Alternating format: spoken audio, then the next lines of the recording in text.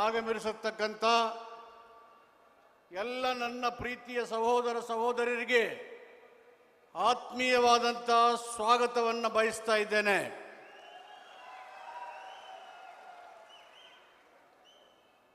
ಈ ಐತಿಹಾಸಿಕವಾದಂಥ ಸಂವಿಧಾನ ಜಾಗೃತಿ ಜಾಥಾದ and Deepankar Bhattacharya ji, Ishwaran and Devarajan, Tirumavalan, Jose K. Maniji, ಈ ವೇದಿಕೆ ಮೇಲೆ ಎಲ್ಲ ಕುಳಿತಂತ ಗಣ್ಯರೇ ಹಾಗೂ ಈ ಸಮಾರಂಭಕ್ಕೆ ಆಗಮಿಸಿದಂಥ ಬಂಧುಗಳೇ, ಭಗಿನಿಯರೇ, ಯುವ ಮಿತ್ರರೇ, ಮಾಧ್ಯಮದ ಬಂಧುಗಳೇ ಹಾಗೂ ನಮ್ಮ ಈ ಒಂದು ನನ್ನ ಸಂವಿಧಾನ ವಿಚಾರದಲ್ಲಿ ಆಗಮಿಸಿದಂಥ ಎಲ್ಲ ಮಿತ್ರರೇ, ನಾನು ಹೆಚ್ಚು ಹೊತ್ತು ಮಾತನಾಡೋಕ್ಕೆ ಸ್ವಲ್ಪ ಮುಜುಗರ. ಕಾರಣ,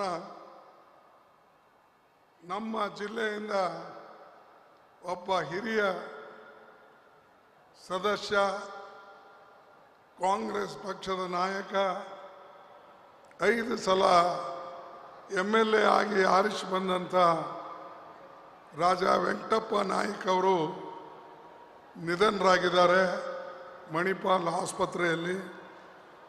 ಅದಕ್ಕಾಗಿ ಈಗಾಗಲೇ ಸಿದ್ದರಾಮಯ್ಯನವರು ಅಲ್ಲಿ ಹೋಗಿದ್ದಾರೆ, ಪ್ರಿಯಾಂಕು ಹೋಗಿದ್ದಾರೆ, ನಾನು ಕೂಡ ಹೋಗಬೇಕು.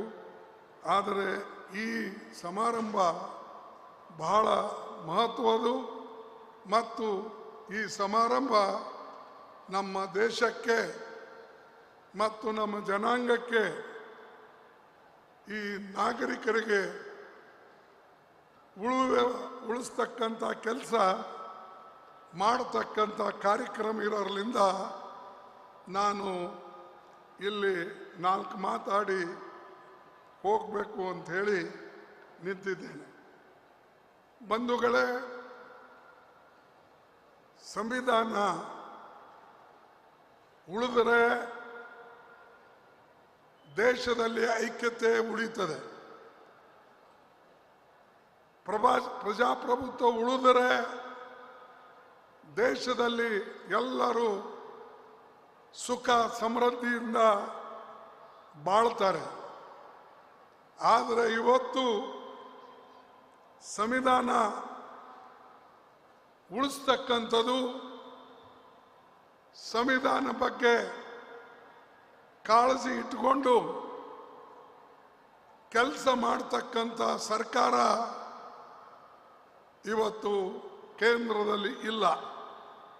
ಯಾಕೆಂದರೆ ಸಂವಿಧಾನದ ಯಾವುದೇ ತಿದ್ದುಪಡಿ ಅಥವಾ ಯಾವುದೇ ಒಂದು ಕಾರ್ಯಕ್ರಮ, ಪಾಲಿಸಿ ಕೇಂದ್ರ ಸರ್ಕಾರ ಮಾಡ್ತದೆ. ರಾಜ್ಯ ಸರ್ಕಾರಕ್ಕೆ ಅದು ಹೆಚ್ಚಿನ ಸಂಬಂಧ ಬರೋದಿಲ್ಲ. ಅದಕ್ಕೆ ಈ ಸಂವಿಧಾನ ಉಳಿಸಬೇಕು ಮತ್ತು ಸಂವಿಧಾನ ಪ್ರಕಾರ ನಾವೆಲ್ಲರೂ ನಡ್ಕೊಳ್ಬೇಕು ಅಂತಕ್ಕಂಥದ್ದೇ ಬಹಳ ಮುಖ್ಯ. ಸಂವಿಧಾನಕ್ಕೆ ಇವತ್ತು ಅಳಿಸ್ಬೇಕು, ಸಂವಿಧಾನವನ್ನು ಬದಲಾವಣೆ ಮಾಡಬೇಕು ಅಂಥೇಳಿ ಸಾಕಷ್ಟು ಜನ ಪ್ರಯತ್ನ ಮಾಡ್ತಾ ಇದ್ದಾರೆ. ನಾನು ಹೇಳ್ತಾ ಇದ್ದೇನೆ, ಈಗ ಮುಂದೇನಾದರೂ ಬರ್ತಕ್ಕಂಥ ಚುನಾವಣೆಯಲ್ಲಿ ನೀವು ಗಟ್ಟಿಯಾಗಿ ನಿಲ್ಲದೆ ಹೋದರೆ, ಒಕ್ಕಟ್ಟಾಗಿ ನಿಲ್ಲದೆ ಹೋದರೆ, ಸಂವಿಧಾನಕ್ಕೆ ಧಕ್ಕೆ ಆದರೆ ಮುಂದೆ ಈ ದೇಶದಲ್ಲಿ ಡಿಕ್ಟೇಟರ್ಶಿಪ್ ಬರ್ತಕ್ಕಂಥದ್ದು ಖಚಿತ ಅಂತಕ್ಕಂಥ ಮಾತನ್ನ ಹೇಳ್ತಾರೆ. ನಿಮಗೆ ಡಿಕ್ಟೇಟರ್ಶಿಪ್ ಬೇಕೋ ನ್ಯಾಯವಾಗಿ ಬದುಕ್ತಕ್ಕಂಥದ್ದು ಬೇಕೋ, ಇದು ಮಹತ್ವದ್ದು. ಇಡೀ ಪ್ರಪಂಚದಲ್ಲೇ ಒಳ್ಳೆ ಸಂವಿಧಾನ ಅಂತ ಹೇಳಿ ಹೆಸರು ಪಡೆದಂಥದ್ದು ಡಾಕ್ಟರ್ ಬಾಬಾ ಸಾಹೇಬ್ ಅಂಬೇಡ್ಕರ್ ಅವರು ಬರೆದಂಥ ಸಂವಿಧಾನ. ಯಾವ ದೇಶದಲ್ಲಿಯೂ ಕೂಡ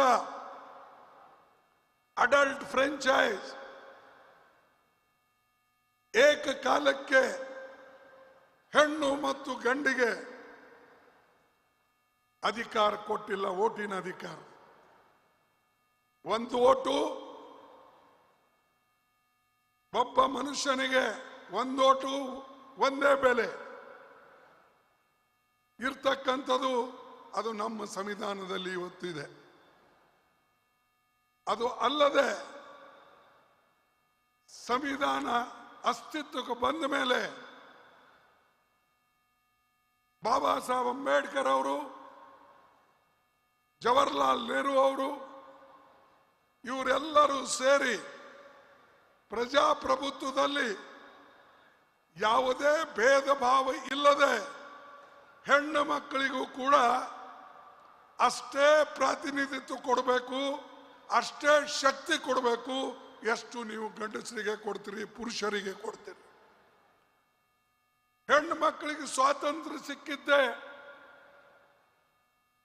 ನಮಗೆ ಸ್ವಾತಂತ್ರ್ಯ, ದೇಶಕ್ಕೆ ಸ್ವಾತಂತ್ರ್ಯ ಸಿಕ್ಕ ಮೇಲೆ. ಅದಕ್ಕಿಂತ ಮುಂಚೆ ನಮ್ಮ ಹೆಣ್ಣು ಮಕ್ಕಳಿಗೆ ಓಟಿನ ಅಧಿಕಾರ ಇರಲಿಲ್ಲ. ನಮ್ಮಲ್ಲಿ ಅಷ್ಟೇ ಅಲ್ಲ, ಇಡೀ ಪ್ರಪಂಚದಲ್ಲೇ ಹೆಣ್ಣು ಮಕ್ಕಳಿಗೆ ವೋಟಿಂಗ್ ಕೊಡ್ತಕ್ಕಂಥದ್ದು ಅಧಿಕಾರ ಇರಲಿಲ್ಲ. ಆದರೆ ಡಾಕ್ಟರ್ ಬಾಬಾ ಸಾಹೇಬ್ ಅಂಬೇಡ್ಕರ್ ಅವರು, ನೆಹರೂಜಿ ಅವರು ಒಂದ ನಿಲುವು ತಾಳಿದ್ರು. ನಮ್ಮ ದೇಶ ಬಡ ದೇಶ, ಟ್ಯಾಕ್ಸ್ ಕೊಟ್ಟವರಿಗೆ ವೋಟ್ ಕೊಡ್ತಕ್ಕಂಥದ್ದು ಸರಿಯಲ್ಲ, ಹೆಚ್ಚಿನ ಭೂಮಿ ಇರ್ತಕ್ಕಂಥವರಿಗೆ ವೋಟಿನ ಅಧಿಕಾರ ಕೊಡ್ತಕ್ಕಂಥದ್ದು ಸರಿಯಲ್ಲ, ಸರ್ಕಾರಿ ನೌಕರಿ ಮಾಡ್ತಕ್ಕಂಥವರಿಗೆ ವೋಟಿನ ಅಧಿಕಾರ ಕೊಡ್ತಕ್ಕಂಥದ್ದು ಸರಿಯಲ್ಲ. ವೋಟಿನ ಅಧಿಕಾರ ಎಲ್ಲರಿಗಾಗಬೇಕು. ಈ ದೇಶದಲ್ಲಿ ಇರ್ತಕ್ಕಂಥ ಕೂಲಿಕಾರನ ವೋಟಿಗೂ ಅಷ್ಟೇ ಬೆಲೆ, ಅತ್ಯಂತ ಶ್ರೀಮಂತಿರ್ತಕ್ಕಂಥ ಮನುಷ್ಯನ ವೋಟಿಗೂ ಅಷ್ಟೇ ಬೆಲೆ. ಅದಕ್ಕಾಗಿ ಈ ಸಮಾನತೆ ತರ್ತಕ್ಕಂಥ ಕೆಲಸ ಯಾರಾದರೂ ಮಾಡಿದ್ರೆ ಡಾಕ್ಟರ್ ಬಾಬಾ ಸಾಹೇಬ್ ಅಂಬೇಡ್ಕರ್ ಅವರು ಬರೆದಂತ ಸಂವಿಧಾನ. ಆದ್ರೆ ಈ ಸಂವಿಧಾನಕ್ಕೆ ತಿರುಚಬೇಕು, ಸಮಾನತೆಯನ್ನ ತೆಗೆದು ಹಾಕಬೇಕು ಅನ್ನತಕ್ಕಂಥದ್ದು ನಮ್ಮ ಒಂದು ಬೇಡಿಕೆ ಏನಿದೆ. ಅಸಮಾನತೆಯನ್ನು ತೆಗೆದು ಹಾಕಬೇಕು ಅಂಥೇಳಿ ನಮ್ಮ ಬೇಡಿಕೆ ಏನಿದೆ, ಅದಕ್ಕೆ ಇವತ್ತು ಕೆಲವು ಜನ ತಿರುಗಿ ಮುರುಗಿ ತನ್ನದೇ ಆದಂಥ ತತ್ವಗಳನ್ನು ಹೇಳಿ ನಮ್ಮ ಜನರಿಗೆ ದಿಕ್ಕು ತಪ್ಪಿಸ್ತಾ ಇದ್ದಾರೆ. ನೀವು ಹುಷಾರಾಗಿರ್ಬೇಕು. ಯಾವುದೇ ದೇಶದಲ್ಲಿ ನೀವು ನೋಡ್ಕೊಳ್ಳಿ, ಎಲ್ಲಿ ಜನ ಬುದ್ಧಿವಂತರಿದ್ದಾರೋ, ವಿದ್ಯಾವಂತರಿದ್ದಾರೋ, ತಮ್ಮ ಹಕ್ಕಿಗಾಗಿ ಹೋರಾಟ ಮಾಡ್ತಾರೋ, ಅಲ್ಲಿ ಪ್ರಜಾಪ್ರಭುತ್ವ ಉಳಿದಿದೆ. ಎಲ್ಲಿ ಆ ಕಡೆ ನಿರ್ಲಕ್ಷ್ಯ ಮಾಡ್ತಾರೋ, ನಮ್ಮ ಪಕ್ಕದ ದೇಶಗಳೇ ನೋಡಿ ನೀವು, ಅನೇಕ ದೇಶಗಳಲ್ಲಿ ಇವತ್ತು ಡಿಕ್ಟೇಟರ್ಶಿಪ್ ಬಂದಿದೆ. ಅನೇಕ ದೇಶದಲ್ಲಿ ಇವತ್ತು ಕೇಳ್ತಕ್ಕಂಥವ್ರು ಯಾರೂ ಇಲ್ಲ. ಇದನ್ನು ನಾವು ಅರ್ಥ ಮಾಡಿಕೊಂಡು ನಮ್ಮ ಜನ ಇವತ್ತಿನ ದಿವಸ ಮುಂದೆ ಹೆಜ್ಜೆ ಹಾಕಬೇಕು. ಮತ್ತು ಇವತ್ತು ಕೆಲವು ಜನ ನಮಗೆ ಒಳಗಡೆನೆ ಜಗಳ ಹಚ್ಚಬೇಕು ಅಂತ ಹೊಂಟಿದ್ದಾರೆ. ಅಂದ್ರೆ ಅಂಬೇಡ್ಕರ್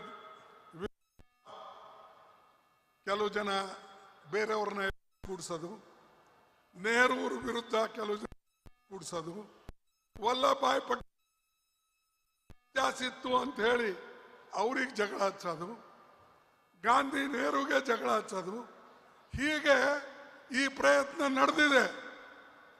ಆದರೆ ಇವರೆಲ್ಲರೂ ಕೂಡ ದೇಶದ ಐಕ್ಯತೆಗಾಗಿ, ದೇಶದ ಒಕ್ಕಟ್ಟಿಗಾಗಿ, ದೇಶದ ಪ್ರಜಾಪ್ರಭುತ್ವಕ್ಕಾಗಿ, ದೇಶದ ಸಂವಿಧಾನಕ್ಕಾಗಿ ಅವರೆಲ್ಲರೂ ಒಂದಾಗಿದ್ದರು ಅನ್ನಕ್ಕೆ ಉದಾಹರಣೆ ಕೊಡ್ತೀನಿ.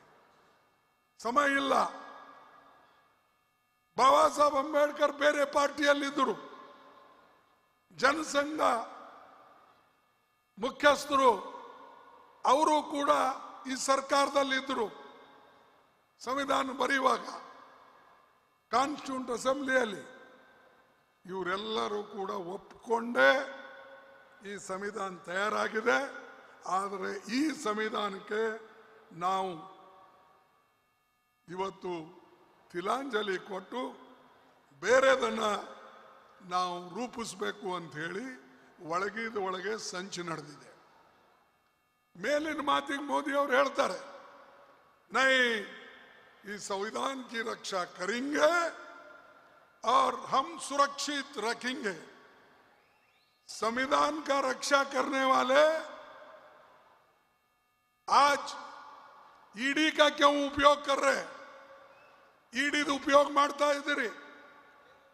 ಬಹುಸಂಖ್ಯಾತ ಆಗಿ ಯಾವ ಪಕ್ಷ ಯಾವ ರಾಜ್ಯದಲ್ಲಿ ಬರ್ತದೋ ಅಲ್ಲಿನ MLAಗಳಿಗೆ ಸೆಳ್ಕೊಂಡು ಹೋಗ್ತಾ ಇದ್ರಿ, ಅಲ್ಲಿನ MLAಗಳಿಗೆ ಖರೀದಿ ಮಾಡ್ತಾ ಇದ್ರಿ, ಅಲ್ಲಿನ MLAಗಳಿಗೆ ತೆಗೆದುಕೊಂಡು ಆ ರಾಜ್ಯವನ್ನ ನೀವು ನಿಮ್ಮ ಕೈಯಲ್ಲಿ ತೆಗೆದುಕೊಳ್ತಂತ ಮಾಡ್ತಾ ಇದ್ರಿ. ಆ ಪ್ರಯೋಗ ಕರ್ನಾಟಕದಲ್ಲೇ ಆಯ್ತು, ಆ ಪ್ರಯೋಗ ಮಣಿಪುರ್ನಲ್ಲೇ ಆಯ್ತು, ಆ ಪ್ರಯೋಗ ಗೋವಾದಲ್ಲೇ ಆಯ್ತು, ಆ ಪ್ರಯೋಗ ಉತ್ತರಾಖಂಡದಲ್ಲೇ ಆಯ್ತು. ಎಲ್ಲ ಕಡೆ ಈ ಪ್ರಯೋಗನ ಮಾಡಿ ನೀವು ಹೆದರಿಸಿ ಜನರನ್ನ, ಏನು ಜನರಿಂದ ಐಕ್ಯ ಆದಂತ ಜನರಿಗೆ ನೀವು ತೆಗೆದುಕೊಳ್ತಕ್ಕಂಥದ್ದು ಎಷ್ಟರ ಮಟ್ಟಿಗೆ ಪ್ರಜಾಪ್ರಭುತ್ವ ಮತ್ತು ಸಂವಿಧಾನ ಪ್ರಕಾರ ಸರಿ ಇದೆ ಅನ್ನತಕ್ಕಂಥದ್ದು ಇವತ್ತು ಮೋದಿ ಅವರು ಹೇಳಿದರು. ನೀವು ಯಾರು ನಿಮ್ಮ ಕಾನೂನು ಪ್ರಕಾರ, ನಿಮ್ಮ ಎಲೆಕ್ಷನ್ ಕಮಿಷನ್ ರೂಲ್ಸ್ ಪ್ರಕಾರ ಆರಿಸ್ ಬರ್ತಾರೋ ಆ MPs, ಆ MLAsಗೆ, ಆ ರಾಜ್ಯಸಭಾ ಮೆಂಬರ್ಗಳಿಗೆ ನೀವು ತಗೊಳ್ತಾ ಇದ್ದೀರಿ. ಇದರಿಂದ ಸಂವಿಧಾನಕ್ಕೆ ಹೊಡೆತ ಬೀಳ್ತಾ ಇದೆ, ಇದರಿಂದ ಪ್ರಜಾಪ್ರಭುತ್ವಕ್ಕೆ ಹೊಡೆತ ಬೀಳ್ತಾ ಇದೆ. ಒಂದು ಕಾಲ ಹೀಗೆ ಬರ್ಬಹುದು, ಇದೇ ಚಟ ಅವರಿಗೆ ಮುಂದುವರೆದ್ರೆ ಮುಂದೆ ಈ ದೇಶದಲ್ಲಿ ನಾ ಹೇಳಿದೆ ಡಿಕ್ಟೇಟರ್ಶಿಪ್ ಬರೇ ಬರ್ತದೆ. ಅದಕ್ಕೆ ಬಾಬಾ ಸಾಹೇಬ್ ಅಂಬೇಡ್ಕರ್ ಅವರು ಒಂದು ಮಾತು ಹೇಳಿದ್ರು ನೋಡಿ. ಅವ್ರು ಎರಡು ಮಾತು ಹೇಳಿದ್ರು, ಎರಡೂ ಕೂಡ ಅವು ಇಂಗ್ಲಿಷ್ನಲ್ಲಿದೆ. ನಾನು ಹೇಳ್ತೇನೆ ಮತ್ತು ಅದರ ಟ್ರಾನ್ಸ್ಲೇಷನ್ನು ಕೂಡ ಆಮೇಲೆ ನನಗೆ ಬಂದಂಥ ಒಂದು ಇದರಲ್ಲಿ ನಿಮಗೆ ತಿಳಿಸಿ ಹೇಳ್ತೇನೆ. ಬಾಬಾ ಸಾಹೇಬ್ರು ಏನು ಹೇಳಿದ್ರು, ಸಂವಿಧಾನವನ್ನು ಅದನ್ನು ಒಪ್ಪಿಸುವಾಗ ಅವ್ರು ಹೇಳಿದ್ರು, will Indian place the country above their creed? Will Indian place the country above their creed, or will they place creed above country? I don't know, but this much is certain, that if the parties place creed above country, our independence will be put in the jeopardy a second time and probably the last forever. ನಾವು ಅನೇಕ ಸಾರಿ ಸ್ವಾತಂತ್ರ್ಯ ಬಂದಿದ್ದನ್ನ ಕಳ್ಕೊಂಡಿದ್ದೇವೆ, ಪಡ್ಕೊಂಡಿದ್ದೇವೆ. ಆದ್ರೆ ಬಾಬಾ ಸಾಹೇಬ್ ಹೇಳ್ತಾರೆ, ಈ ಸಾರಿ ನೀವು ಕಳ್ಕೊಂಡ್ರೆ ಇದು ನಿಮಗೆ ಪುನಃ ಸಿಗ್ತಕ್ಕಂಥದ್ದು ಸಾಧ್ಯ ಇಲ್ಲ ಅಂತ ಹೇಳಿ ಅವ್ರು ಹೇಳ್ತಾರೆ. This eventuality we must all resolutely guard against. We must be determined to defend our independence with the last drop of our blood. ನಮ್ಮ ಕೊನೆ ರಕ್ತದವರೆಗೆ, ಕೊನೆ ಹನಿ ರಕ್ತದವರೆಗೆ ಈ ದೇಶದ ಸಂವಿಧಾನ ಮತ್ತು ಪ್ರಜಾಪ್ರಭುತ್ವ ರಕ್ಷಣೆ ಮಾಡಬೇಕು. ಇದು ನನ್ನ ಇಚ್ಛೆ ಅಂತ ಬಾಬಾ ಸಾಹೇಬ್ ಅಂಬೇಡ್ಕರ್ ಹೇಳಿ. ಇಲ್ಲಿ ರಕ್ತ ಕೊಡೋರು ಯಾರಿದ್ದಾರೆ? ಮೋದಿ ಅಂತೂ ರಕ್ತ ಹೀರೋರಿದ್ದಾರೆ. ಇದು ಬಾಬಾ ಸಾಹೇಬ್ರ ಮಾತು. ಅವ್ರ ಜನರಿಗೆ ನೀವು ನೀರು ಕೊಡೋದಿಲ್ಲ, ಅವ್ರ ಜನರಿಗೆ ಊಟ ಕೊಡೋದಿಲ್ಲ, ಅವ್ರ ಜನರಿಗೆ ವಿದ್ಯಾಭ್ಯಾಸ ಕೊಡಲ್ಲ. ಅಂಥ ವ್ಯಕ್ತಿ ಬಾಯಿಂದ ಇಂಥ ಮಾತುಗಳು ಬರ್ತವೆ. ಆದ್ರೆ ನಿಮ್ಮ ಬಾಯಿಂದ ಏನು ಬರ್ತದೆ? ಬರೇ ನೀವು ಹೇಗಿರ್ಬೇಕು. ನನಗೆ ನಾ ರಾಜಕೀಯ ಮಾಡಕ್ಕೆ ಇಲ್ಲಿ ನಿಂತಿಲ್ಲ, ಸತ್ಯಾಂಶ ಹೇಳಬೇಕಾಗ್ತದೆ. ನನ್ನ ಗ್ಯಾರಂಟಿ, ನಿಂದ್ಯಾವುದಪ್ಪ ಗ್ಯಾರಂಟಿ? ಯಾವುದೇ ಕೆಲಸ ಮಾಡೋದು ದೇಶದಲ್ಲಿ ಆ ದೇಶದ ಸರ್ಕಾರದ ಗ್ಯಾರಂಟಿ. ನೀವು ಹೇಳ್ಕೊಳ್ಬೇಕಲ್ಲ, ಬಿಜೆಪಿ ಸರ್ಕಾರದ ಗ್ಯಾರಂಟಿ, ಭಾರತ ಸರ್ಕಾರದ ಗ್ಯಾರಂಟಿ. ಅದನ್ನ ಬಿಟ್ಟು ಮೋದಿ ಅವರು ಪ್ರತಿ ಸಲ ಮೇರಿ ಗ್ಯಾರಂಟಿ. अरे भाई तुम्हारी गारंटी आती कैसे? पैसे मेरे, टैक्स मैं दे रहा हूं, ये देश की गारंटी है, मोदी की नहीं. और यावागलू मैं नीड ಕೊಡು. ಮೈ ಒಬ್ಬ ವ್ಯಕ್ತಿ ಈ ರೀತಿಯಾಗಿ ಹೇಳ್ತಾನಂದ್ರೆ ಅವನು ನಿಜವಾಗ್ಲೂ ದೇಶ ಒಂದು ಡಿಕ್ಟೇಟರ್ಶಿಪ್ ಕಡೆ ಒಯ್ತಾನೆ ಅಂತಕ್ಕಂಥ ಮಾತು ಪುನಃ ನಾವು ಉಚ್ಚರಿಸ್ತೀನಿ. ಅಂಡ್ ಬಾಬಾ ಸಾಹೇಬ್ ಅದೇ ಮಾತು ಹೇಳಿದ್ದಾರೆ. ಏನು ಹೇಳಿದ್ದಾರೆ? ಭಕ್ತಿ ಇನ್ ರಿಲಿಜನ್, ಭಕ್ತಿ ಇನ್ religion may be a road to the salvation of the soul. Bhakti in religion may be a road to the salvation of the soul. But in politics, bhakti or hero worship. But in politics, bhakti or hero worship is a sure road to degradation and to eventual dictatorship. ಇವತ್ತು ನೀವು ದೇವರು ಪೂಜಾ ಮಾಡೋರು ನೀವು ಮಾಡಿಕೊಳ್ಳಿ. ಅದನ್ನ ಬಿಟ್ಟು ನೀವೇ ಮಾಡ್ಕೋತ ಹೋದ್ರೆ ಬಾಬಾ ಸಾಹೇಬ್ ಏನು ಮಾತು ಹೇಳಿದ್ರು, ಅವರು ಸಂವಿಧಾನವನ್ನ ರಾಜೇಂದ್ರ ಪ್ರಸಾದ್ ಅವರಿಗೆ ಒಪ್ಪಿಸಾಗ ಈ ಮಾತು ಹೇಳಿದ್ರು. ನೀವು ಈ ಭಕ್ತಿ ಧರ್ಮದಲ್ಲಿ ಮಾಡ್ದಂಗೆ ವ್ಯಕ್ತಿ ಪೂಜಾ ಡೆಮೋಕ್ರಸಿಯಲ್ಲಿ ಮಾಡಿದ್ರೆ ಇದು ಸರ್ವನಾಶ ದೇಶದ್ದು ಮತ್ತು ದೇಶ ಎಂದೂ ಕೂಡ ಡೆಮೋಕ್ರಸಿ ಉಳಿಸಲ್ಲ ಮತ್ತು ಆ ಮನುಷ್ಯ ಡಿಕ್ಟೇಟರ್ಶಿಪ್ ಆಗಿ ಮುಂದೆ ಹೋಗ್ತಾನೆ ಅನ್ನತಕ್ಕಂಥ ಮಾತು ನಮ್ಮ ನಾಯಕರು, ಈ ದೇಶದ ಸಂವಿಧಾನವನ್ನು ಬರೆದವರು, ದೀನ ದಲಿತರ ಬಡವರ ಬಗ್ಗೆ ಅನುಕಂಪ ಇಟ್ಟು ಸಂವಿಧಾನವನ್ನು ಬರೆದಿದೆ. ಈ ಸಂವಿಧಾನ ಇರದೆ ಹೋಗಿದ್ರೆ ಏನಾಗ್ತಿತ್ತು? ಈ ಬರೇ ನಮ್ಮದಲ್ಲ, ಇದು ಯಾರ್ದೋ ಒಬ್ರು ವೀಕರ್ ಸೆಕ್ಷನ್ ಕೆಲವು ಜನರದಿದೆ. ಅಂಬೇಡ್ಕರ್ ಅಂದ್ರೆ ದಲಿತರ ನಾಯಕರು. ಅರೆ ದಲಿತರ ಬಗ್ಗೆ ಒಂದು ಎರಡು ಕಲಂಗಳು ಆ ಸಂವಿಧಾನದಲ್ಲಿ ಇರಬಹುದು, ಆದ್ರೂ ಫಂಡಮೆಂಟಲ್ ರೈಟ್ಸ್ ಯಾರಿಗಾಗಿದೆ? ಇಡೀ ದೇಶದ ಜನರಿಗೆ ಫಂಡಮೆಂಟಲ್ ರೈಟ್ಸ್ ಇದೆ. ಅದು ಆರ್ಟಿಕಲ್ 14 ಇರ್ಬೋದು, ಆರ್ಟಿಕಲ್ 19 ಇರ್ಬೋದು, ಆರ್ಟಿಕಲ್ 30, 32 ಇವೆಲ್ಲ ಇರ್ಬೋದು. ಇದು ಯಾರಿಗೋಸ್ಕರ ಇದೆ? ದೇಶದ ಎಲ್ಲ ಜನರಿಗೋಸ್ಕರ ಇದೆ. ಇದು ಏನು ಬರೀ ಶೆಡ್ಯೂಲ್ ಕಾಸ್ಟ್ಗಿಲ್ಲ.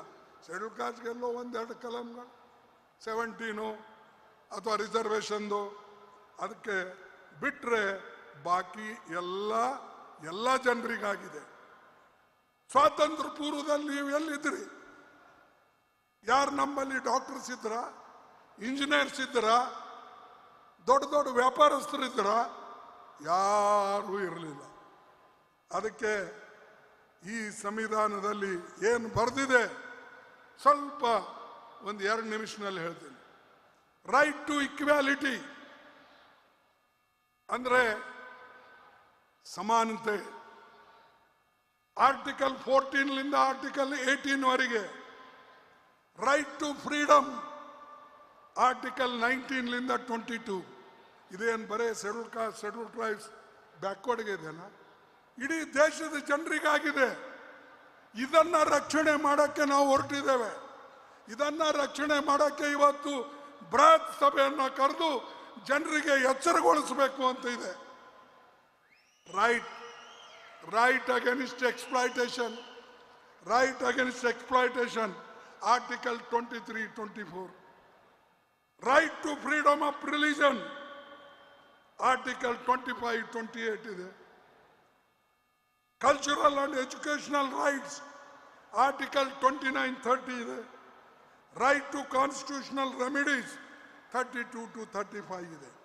ಇವು ಎಲ್ಲನೂ ಎಲ್ಲರಿಗಾಗಿದೆ ಹೊರತಾಗಿ ಯಾರು ಒಬ್ಬರಿಗೋಸ್ಕರ ಇಲ್ಲ. ಈ ದೇಶದ 140 ಕೋಟಿ ಜನರಿಗೆ ಅನುಕೂಲ ಆಗತಕ್ಕಂಥದ್ದು ಈ ಸಂವಿಧಾನ. ಕೆಲವು ಜನರಿಗೆ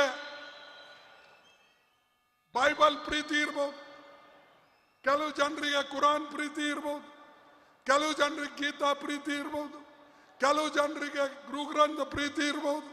ಆದರೆ ಇಡೀ ದೇಶಕ್ಕೆ ನಿಮ್ಮನ್ನ ಮನುಷ್ಯರಾಗಿ ಮಾಡಿದ್ದು ಈ ದೇಶದ ಸಂವಿಧಾನ. ಈ ಮಾತನ್ನ ನೀವು ನೆನಪಿನಲ್ಲಿ. ಅದಕ್ಕಾಗಿ ನಾವು ಇದನ್ನ ಇವತ್ತು ನಮಗೆ ಇದು ಸರ್ವಸ್ವ ಅಂತ ತಿಳಿದು ಇದರ ರಕ್ಷಣೆಗಾಗಿ ನೀವು ಏನೇ ಬಂದರೂ ಕೂಡ ಹೇಗೆ ಬಾಬಾ ಸಾಹೇಬ್ ಅಂಬೇಡ್ಕರ್ ಹೇಳಿದಾರೋ, ನಿಮ್ಮ ಇರ್ತಕ್ಕಂಥ ರಕ್ತದ ಕೊನೆ ಹನಿವರೆಗೂ ಕೂಡ ನೀವು ಹೋರಾಟ ಮಾಡಬೇಕು. ಸಂವಿಧಾನ ರಕ್ಷಣೆ ಮಾಡಬೇಕು. ಪ್ರಜಾಪ್ರಭುತ್ವ ಉಳಿಸ್ಬೇಕು. ಪ್ರಜಾಪ್ರಭುತ್ವ ಉಳಿಲಿಲ್ಲ ಅಂದ್ರೆ ನಿಮ್ಗೆ ಯಾರು ಕೇಳಲ್ಲ. ನೀವೆಲ್ಲರೂ ಕೂಡ ಸ್ವಲ್ಪ ಮಟ್ಟಿಗೆ ಇವತ್ತು ನೋಡ್ತಾ ಇದ್ರಿ, ಇಲ್ಲಿ ಕುಂತವ್ರಾಗ್ಲಿ ಇಲ್ಲಿದ್ದವ್ರಾಗ್ಲಿ ಅದು ಎಲ್ಲ ಸಿಕ್ಕಿದ್ದು ನಿಮಗೆ ಸ್ವಾತಂತ್ರ್ಯ ಆದಮೇಲೆ. ಅದಕ್ಕೆ ನೀವು ಹುಷಾರಾಗಿರ್ಬೇಕು ಬಂಧುಗಳೇ. ಏನು ಈ ಜಾಗೃತಿ ಸಭೆ ನಡೆದಿದೆ, ಇನ್ನೂ ಮುಂದೆ ಇದನ್ನು ನಡೀಲಿ. ಇನ್ನೂ ಬೇರೆಯವ್ರಿಗೆ ಹೇಳಲಿ, ನಂದೇನಪ್ಪ ಕೆಲಸ ಮುಗೀತು, ಇಲ್ಲಿ ಬಂದೇವೆ, ಭಾಷಣ ಕೇಳಿದೇವೆ, ಮನೆಗೆ ಹೋದೇವೆ. ಅಲ್ಲ, ನೀವು ಹೋಗಿ ಮನೆಗೆ ಇದು ತಿಳಿಸ್ಬೇಕು. ಇದು ಇದ್ದರೆ ನಾವು ಬದುಕ್ತೇವೆ, ಇದು ಇಲ್ಲ ಅಂದರೆ ನಾವು ಪುನಃ 5,000 ವರ್ಷದ ಹಿಂದೆ ನಿಮ್ಮ ಪರಿಸ್ಥಿತಿ ಏನಿತ್ತು ಅದು ಆಗ್ತದೆ ಅಂತಕ್ಕಂಥದ್ದನ್ನು ನಾನು ಇವತ್ತು ಹೇಳಕ್ಕೆ ಇಚ್ಛೆ ಪಡ್ತಾ ಇದ್ದೀನಿ. ಅದಕ್ಕೆ ಹೆಚ್ಚು ನಾನು ನಿಮಗೆ ಹೇಳಿದೆ. ಇನ್ನು ನಮ್ಮ ಅನೇಕ ನಾಯಕರಿದ್ದಾರೆ, ಅವರು 5-5 ನಿಮಿಷ ಮಾತಾಡ್ತಾರೆ. ಅದಕ್ಕಾಗಿ ನನ್ನ ಮಾತನ್ನು ಇಲ್ಲಿಗೆ ನಾನು ಮೊಟಕುಗೊಳಿಸ್ತೇನೆ. ಮತ್ತು ಇನ್ನು ಮುಂದೆ ನಾವು ಅನೇಕ ಕಾರ್ಯಕ್ರಮಗಳು ಮಾಡ್ತೇವೆ, ಅದಕ್ಕೆಲ್ಲನೂ ಕೂಡ ಸ್ಪಂದಿಸಬೇಕು ಅಂತ ಹೇಳಿ ಕೇಳಿಕೊಂಡು ನನ್ನ ಮಾತು ಮುಗಿಸಿ ನನ್ನ ಎಲ್ಲರಿಗೆ ವಂದನೆಗಳನ್ನು ಸಲ್ಲಿಸ್ತೇನೆ. ಜೈ ಹಿಂದ್, ಜೈ ಹಿಂದ್, ಜೈ ಭೀಮ್, ಜೈ ಭೀಮ್, ಜೈ ಭೀಮ್. ನಿಮ್ಮೆಲ್ಲರಿಗೂ ವಂದನೆಗಳೇ, ನಮಸ್ಕಾರ. ಉದ್ಘಾಟನಾ ನುಡಿಗಳನ್ನು ಅತ್ಯಂತ ಸಮರ್ಥವಾಗಿ ನಮ್ಮೆಲ್ಲರ ಮನಮುಟ್ಟುವ ಹಾಗೆ ದಾಖಲಿಸಿದಂತಹ ಸನ್ಮಾನ್ಯ ಶ್ರೀ ಮಲ್ಲಿಕಾರ್ಜುನ ಖರ್ಗೆ ಅವರಿಗೆ ಅನಂತ ವಂದನೆಗಳು. ಮತ್ತೊಂದು ಸುತ್ತಿನ ಚಪ್ಪಾಳೆಗಳನ್ನು ಸಲ್ಲಿಸೋಣ ಆತ್ಮೀಯ ಬಂಧುಗಳೇ. ಇನ್ನೇನು ಕೆಲವೇ ನಿಮಿಷಗಳಲ್ಲಿ ಮಾನ್ಯ ಮುಖ್ಯಮಂತ್ರಿಗಳ ಮಾತುಗಳನ್ನು ನೀವೆಲ್ಲರೂ ಕೂಡ ಆಲಿಸಬಹುದು. ದಯಮಾಡಿ ತಾವೆಲ್ಲರೂ ಇದ್ದ ಸ್ಥಳದಲ್ಲಿಯೇ ಕುಳಿತುಕೊಳ್ಳಬೇಕು. ಇನ್ನೀಗ ನಮ್ಮ ಆತ್ಮೀಯವಾದಂತಹ ಆಹ್ವಾನ ಶ್ರೀ ಫಾರೂಕ್ ಅಬ್ದುಲ್ಲಾ, ಮಾನ್ಯ ಸಂಸದರು, ಲೋಕಸಭೆ ಹಾಗೂ ಅಧ್ಯಕ್ಷರು, ಜಮ್ಮು ಮತ್ತು ಕಾಶ್ಮೀರ ನ್ಯಾಷನಲ್ ಕಾನ್ಫರೆನ್ಸ್. ಕೆಲವೇ ನಿಮಿಷಗಳಲ್ಲಿ ಮುಖ್ಯಮಂತ್ರಿಗಳು ಕೂಡ ಬರ್ತಿದ್ದಾರೆ, ಹಾಗಾಗಿ ಎಲ್ಲರೂ ದಯವಿಟ್ಟು ಕುಳಿತುಕೊಳ್ಳಬೇಕಂತ ವಿನಂತಿ. ಈಗ ladies and gentlemen, to address in front of you we have Member of Parliament, Lok Sabha and President, Jammu Kashmir National Conference.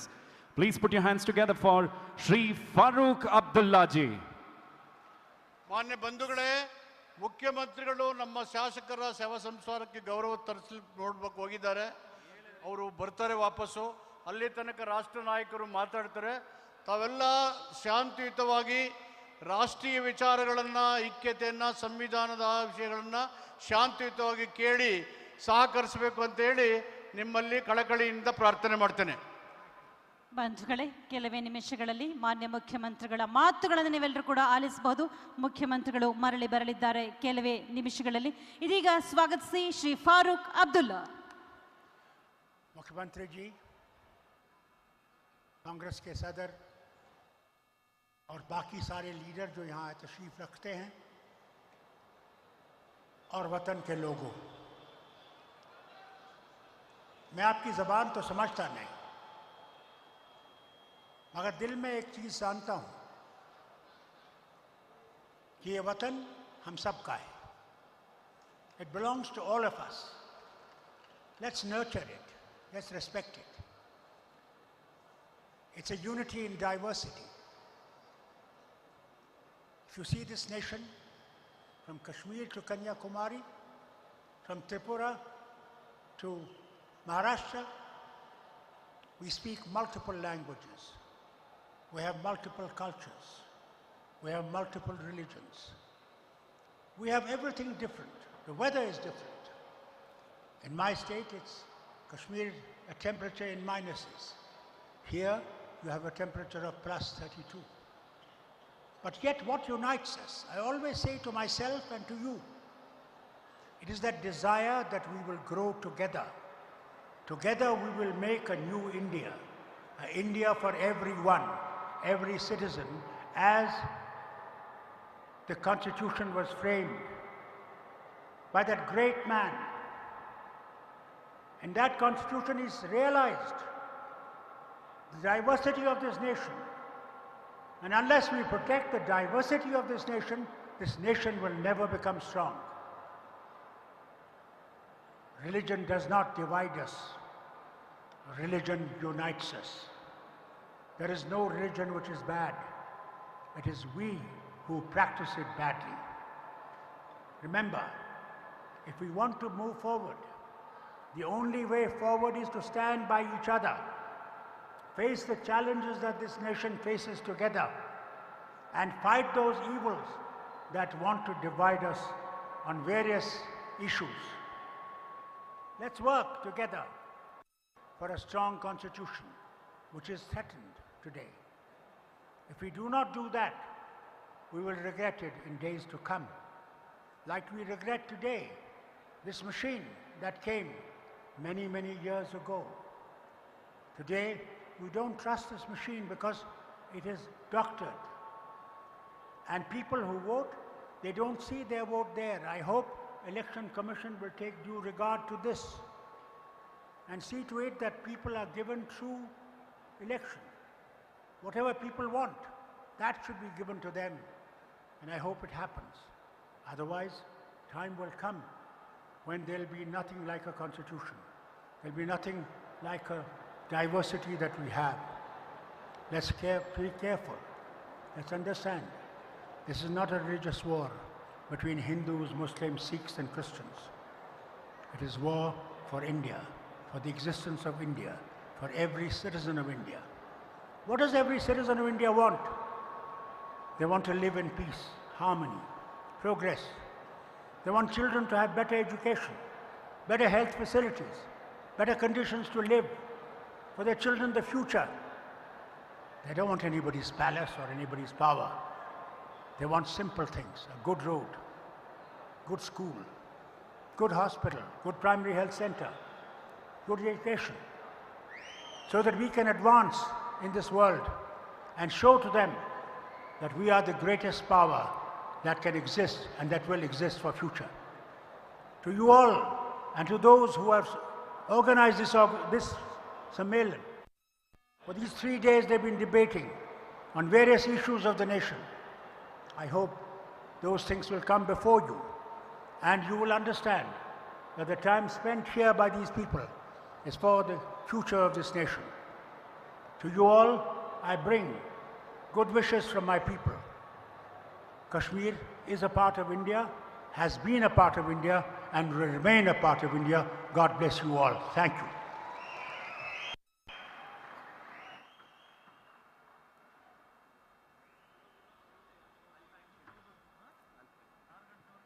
Farooq Abdullah ಅವರು, ಸಂವಿಧಾನದ ಎತ್ತಿ ಹಿಡಿಯಬೇಕಾದರೆ ನಾವೆಲ್ಲರೂ ಸಂಘಟಿತರಾಗಬೇಕು, ಒಗ್ಗೂಡಬೇಕು ಎನ್ನುವಂತಹ ಬಹುದೊಡ್ಡ ಸಂದೇಶವನ್ನು ನೀಡಿದ್ದಾರೆ.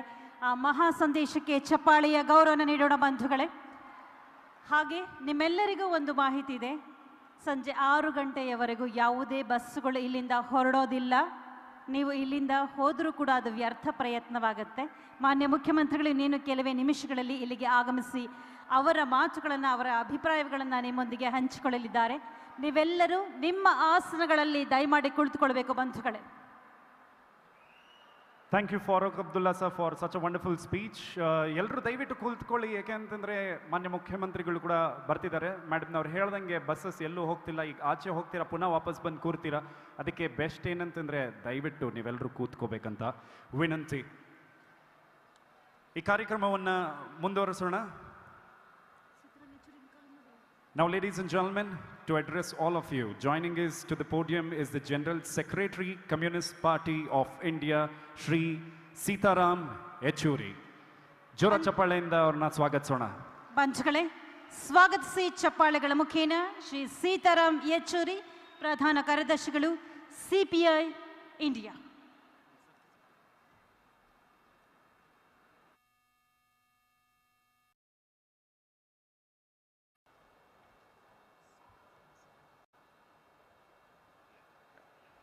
The President of the Congress Party and Leader of the Opposition in the Rajya Sabha, prominent national leaders of the Congress Party and all the secular parties.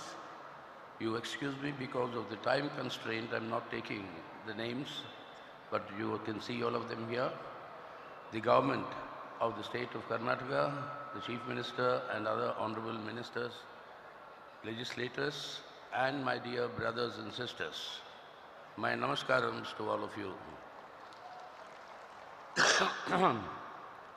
I'm sorry, I'll have to speak in English because my mother tongue is Telugu.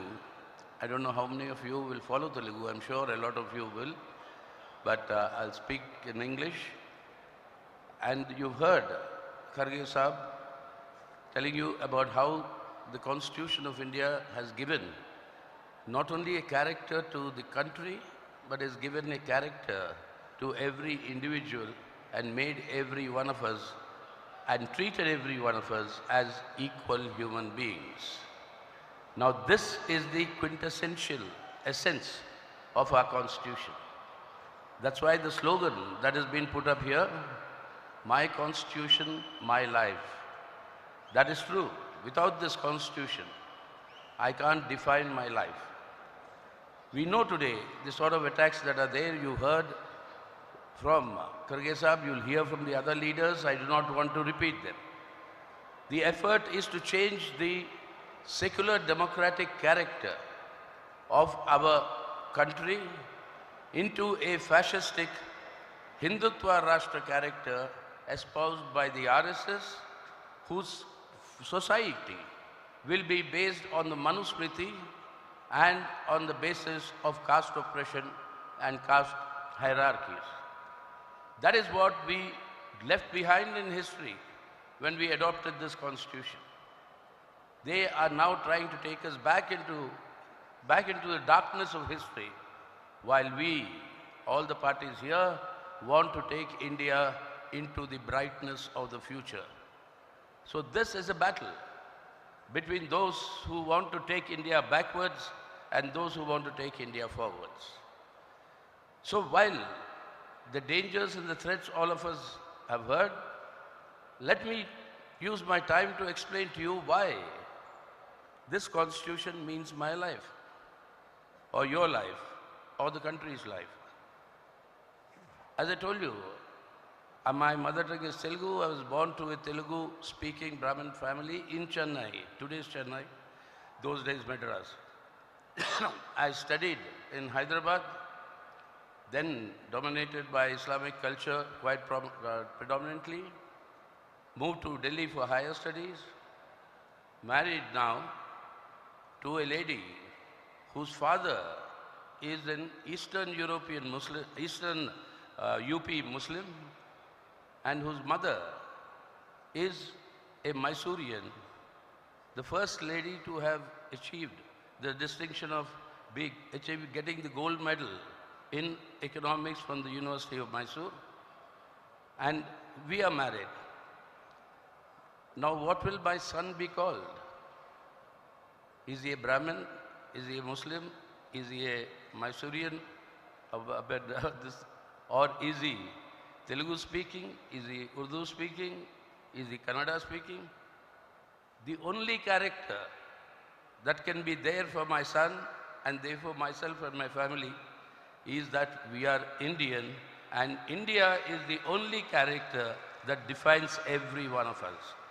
And that is what this constitution has given us. And if that is destroyed, like what is the effort that is they are trying to do, then neither this country nor you or me today can survive in the coming days. So that's why this entire battle to today save India, save constitution and save democracy is a crucial life and death battle for the country and for the people. And what is happening to the people? The highest levels of unemployment, the highest levels today we are reaching of poverty and hunger. Economy is entirely the big boasts taking place about the economy, but the ground reality is there's actually a regression in the economy. People's lives are getting miserable. Yet the slogan the Prime Minister gives is Amrit Kal. Amrit Kal. Please let us remember, I'll end my short contribution with this. Let us remember, what is this Amrit Kal? That is, it is that period of where Amrutam and the benefits of Amrutam will reach all the people. Now where and how was Amrutam born? Amrutam was born in the churning of the oceans, in the Samudra Manthan. And in that Samudra Manthan, along with Amrutam, you also had poison. So two jugs came out of the Manthan, one with Amrutam, one with poison. Two groups were waiting. One, the Devatas, the other, the bad people, whom are called by various names elsewhere. When the Amrutam came, it first fell into the hands of the bad people. Now, that is the stage you and I are in. How it reached back the good people or the Devatas, that we will, that's a different story. But here we are all here at this time, when this Amrutam has fallen into wrong hands, and that has to be retrieved. That has to be retrieved in order to benefit the people, and for the people's sake, we have to bring it back from the hands of the wrong people. And that bringing back can only be done when this government that is bent on, central government, that is bent on, and the Prime Minister destroying our nation and our constitution, they are separated from office and they are defeated. To save India, therefore, really convert this Amrit Kal into the Amrit Kal of the people, all of us, all Indian patriots, will have to join together as one man, and will have to fight to restore to our country our character, our pride, and to restore to each one of us our individuality and our equality with everybody else. So that is the battle. I thank the government of Karnataka for organizing this very important meeting and discussion, which is actually a culmination of a month-long program that has taken place all over the state, which I'm told. I would like to compliment them, compliment the Chief Minister, Mr. Siddaramaiah, all the other honorable ministers here, and thank you once again for giving me this opportunity. Thank you.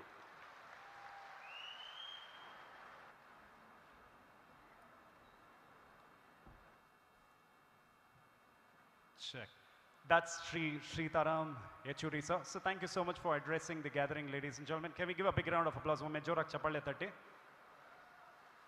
ಬಂಧುಗಳೇ, ಮಾನ್ಯ ಮುಖ್ಯಮಂತ್ರಿಗಳ ಮಾತುಗಳನ್ನು ಆಲಿಸುವಂತಹ ಹೊತ್ತು ಸನ್ನಿಹಿತವಾಗ್ತಾ ಇದೆ. ಕೆಲವೇ ಕ್ಷಣಗಳಲ್ಲಿ ಮಾನ್ಯ ಮುಖ್ಯಮಂತ್ರಿಗಳು ವೇದಿಕೆಗೆ ಮತ್ತೆ ಆಗಮಿಸಲಿದ್ದಾರೆ. ತಾವೆಲ್ಲರೂ ಇಲ್ಲಿ ಆ ಕ್ಷಣ ಬಂದೇ ಬಿಟ್ಟಿದೆ. ಮಾನ್ಯ ಮುಖ್ಯಮಂತ್ರಿಗಳು ವೇದಿಕೆಗೆ ಆಗಮಿಸ್ತಾ ಇದ್ದಾರೆ. ಸನ್ಮಾನ್ಯ ಮುಖ್ಯಮಂತ್ರಿಗಳಾದ ಸಿದ್ದರಾಮಯ್ಯನವರ ಮಾತುಗಳನ್ನು ಕೇಳೋದಕ್ಕೆ ನಮಗೆಲ್ರಿಗೂ ಬಹಳ ಇಚ್ಛೆ ಇದೆ, ಅಭಿಲಾಷೆ ಇದೆ. ಮತ್ತೆ ವೇದಿಕೆಯಲ್ಲಿ ನಮ್ಮೆಲ್ಲರ ಹೆಮ್ಮೆಯ ಮಾನ್ಯ ಮುಖ್ಯಮಂತ್ರಿಗಳು, ಗ್ಯಾರಂಟಿ ಸರ್ಕಾರದ ನೇತೃತ್ವವನ್ನು ವಹಿಸಿರುವಂಥವರು, ಜನಪರ ಸರ್ಕಾರವನ್ನು ನೀಡ್ತಾ ಇರುವಂಥ ಸನ್ಮಾನ್ಯ ಮುಖ್ಯಮಂತ್ರಿಗಳು ಮತ್ತೊಮ್ಮೆ ವೇದಿಕೆಯಲ್ಲಿ ನಮಗಾಗಿ ನಿಮಗಾಗಿ.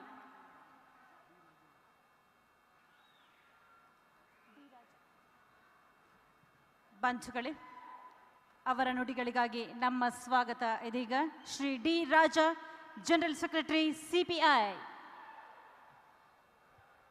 Ladies and gentlemen, to address the gathering, the next person joining us on stage is General Secretary, Communist Party of India, Shri D. Raja. Shri D. Raja sarge jora ಚಪ್ಪಾಳೆಯಿಂದ ಸ್ವಾಗತಿಸೋಣ.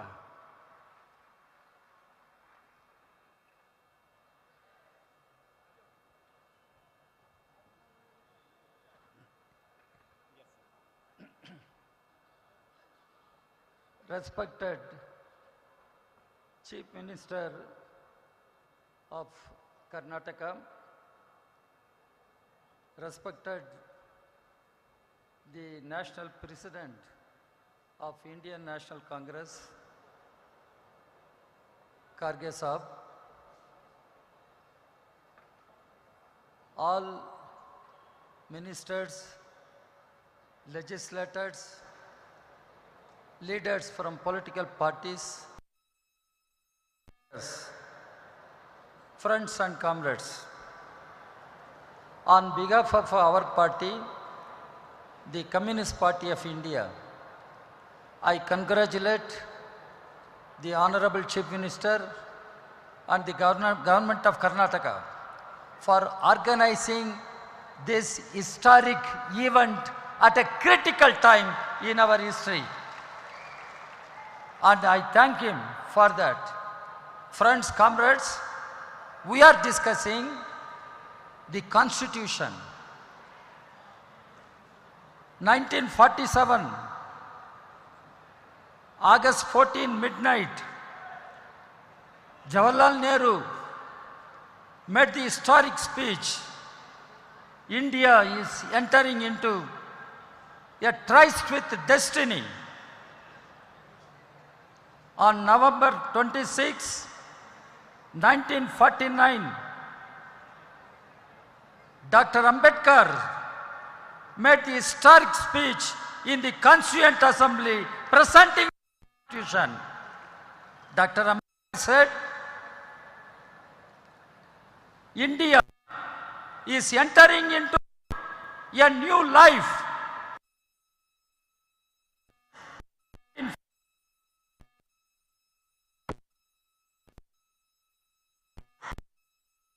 Will have equality, economic, social equality. There will be inequality. Dr. Ambedkar warned, you may have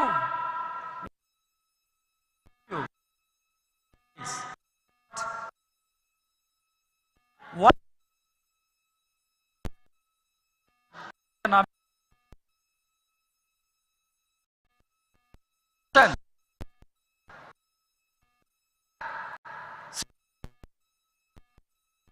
there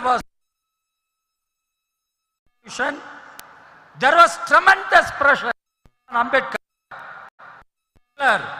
India as a theocratic nation, India as a Rashtra. Ambedkar, the great intellect, he emphatically rejected. No, if at all India should move forward, India should remain as a democratic republic. And Ambedkar said, if at all Hindu Rashtra becomes a fact, a reality, that will be the calamity for the nation. Now, India is facing a calamity.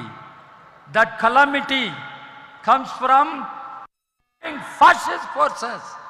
When Mr. Vajpayee was Prime Minister, there was an attempt to replace the Constitution.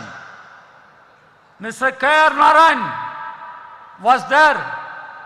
It was K.R. Narayan who said, as citizens, let us honestly think whether Constitution has failed us or we have failed the Constitution.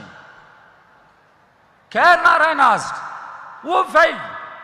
Constitution has failed or we failed the Constitution? Then only the so-called Venkatacharya committee was formed to review the function of the Constitution. Today what is happening? RSS, BJP, it is a combined. RSS has direct control over the government. RSS wants to replace the present constitution. RSS wants to create conditions for formally declaring India as a theocratic nation. Why? Why they are angry with our constitution? There are three things. Here young people are there. They must understand the constitution whose prime architect was our beloved Dr. That constitution says India can never become a theocratic, should never become a theocratic state. India should continue as a secular democratic state. Now, the BJP RSS combined trying to declare a de facto status to a theocratic state. Can we agree to this? The constitution defines India should be a welfare state. Indian state should be a welfare state. What does it mean? State must ensure all the means of livelihood to our citizens, men and women. Right to education.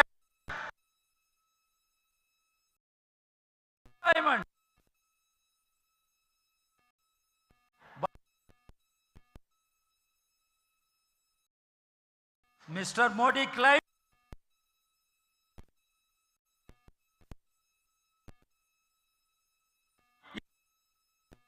the interest of Adani's or hardships. Why our farmers why our are agitating?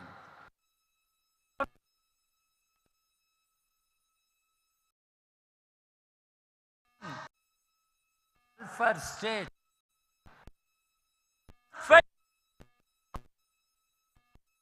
Democratic constitution. Thirdly, the constitution says India is a country of tremendous diversities, and India, that is Bharat, is union of states. Ambedkar said, but finally in the constitution, he made units. What does it mean? State Assembly, Tamil Nadu Kerala's elected power they have got. What is the economic power Mr. Siddaramaiah has got? What is the political power he has got? Why to Delhi to organize a protest? Give us our due share. Give us our power. He came. Minister Vijayan came to Delhi to organize defend federalism, financial federalism, in order to protect the state governments. Why Modi is not agreeing? Mr. Modi can establish an authoritarian rule, a fascist rule, one nation, one election. What is this one nation, one election?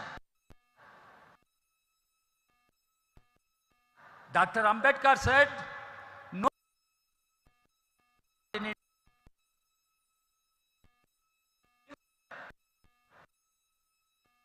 Individual, but in politics you should not do. That will lead to dictatorship. This is what our Ambedkar said. Now Modi is dictatorship. Yeah, first we have to save our constitution. Constitution is under subversion. Democracy is in peril. We save our constitution, save our nation. So, friends and comrades, take this message. But we say constitution, save the constitution.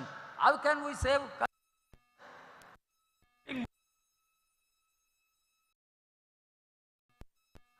Can you save constitution? I am asking you, tell me. That is why we want the BJP has to be removed from power. And the country has to be saved. Country has to be saved. Constitution has to be saved. Desh Bachao, BJP Hatao. That is the slogan today all over the country. And finally, I congratulate the Chief Minister and the entire team of Government of Karnataka for organizing this kind of event to convey a message not only to Karnataka but to the whole country that Constitution is under threat, democracy is in peril. Let us come together, fight against the right-wing fascist forces, save the nation, save the Constitution. Thank you very much.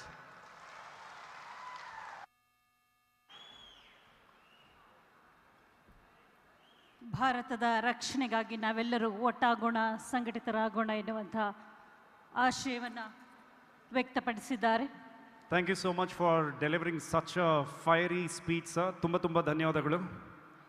ಈಗ ನಿಮ್ಮ ಮುಂದೆ ಮಾತಾಡೋದಕ್ಕೆ ಬರೆದಿದ್ದಾರೆ Shri D Raja ಅವರು. Ladies and gentlemen, joining us to address us Shri D Raja. Please put your hands together. Give a big round of applause for him. ಮುಂದಿನ ಎಲ್ಲ ಗಣ್ಯಮಾನ್ಯರಲ್ಲಿ ಮನವಿ, ಸಮಯದ ಅಭಾವ ಇರೋದ್ರಿಂದ ದಯಮಾಡಿ 5 ನಿಮಿಷಗಳಲ್ಲಿ ತಮ್ಮ ಅಭಿಮತವನ್ನು ಮುಕ್ತಾಯಗೊಳಿಸಬೇಕಾಗಿ ವಿನಂತಿ. Now, ladies and gentlemen, joining us to address the gathering is a prominent personality. Please put your hands together.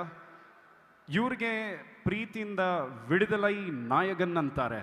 So, ladies and gentlemen, please put your hands together for Thol Tirumalawalan, President Vidudalai Chirathoigal Kachi and Member of Parliament Lok Sabha. ಜೋರ ಚಪ್ಪಾಳೆಯಿಂದ ಸ್ವಾಗತಿಸೋಣ.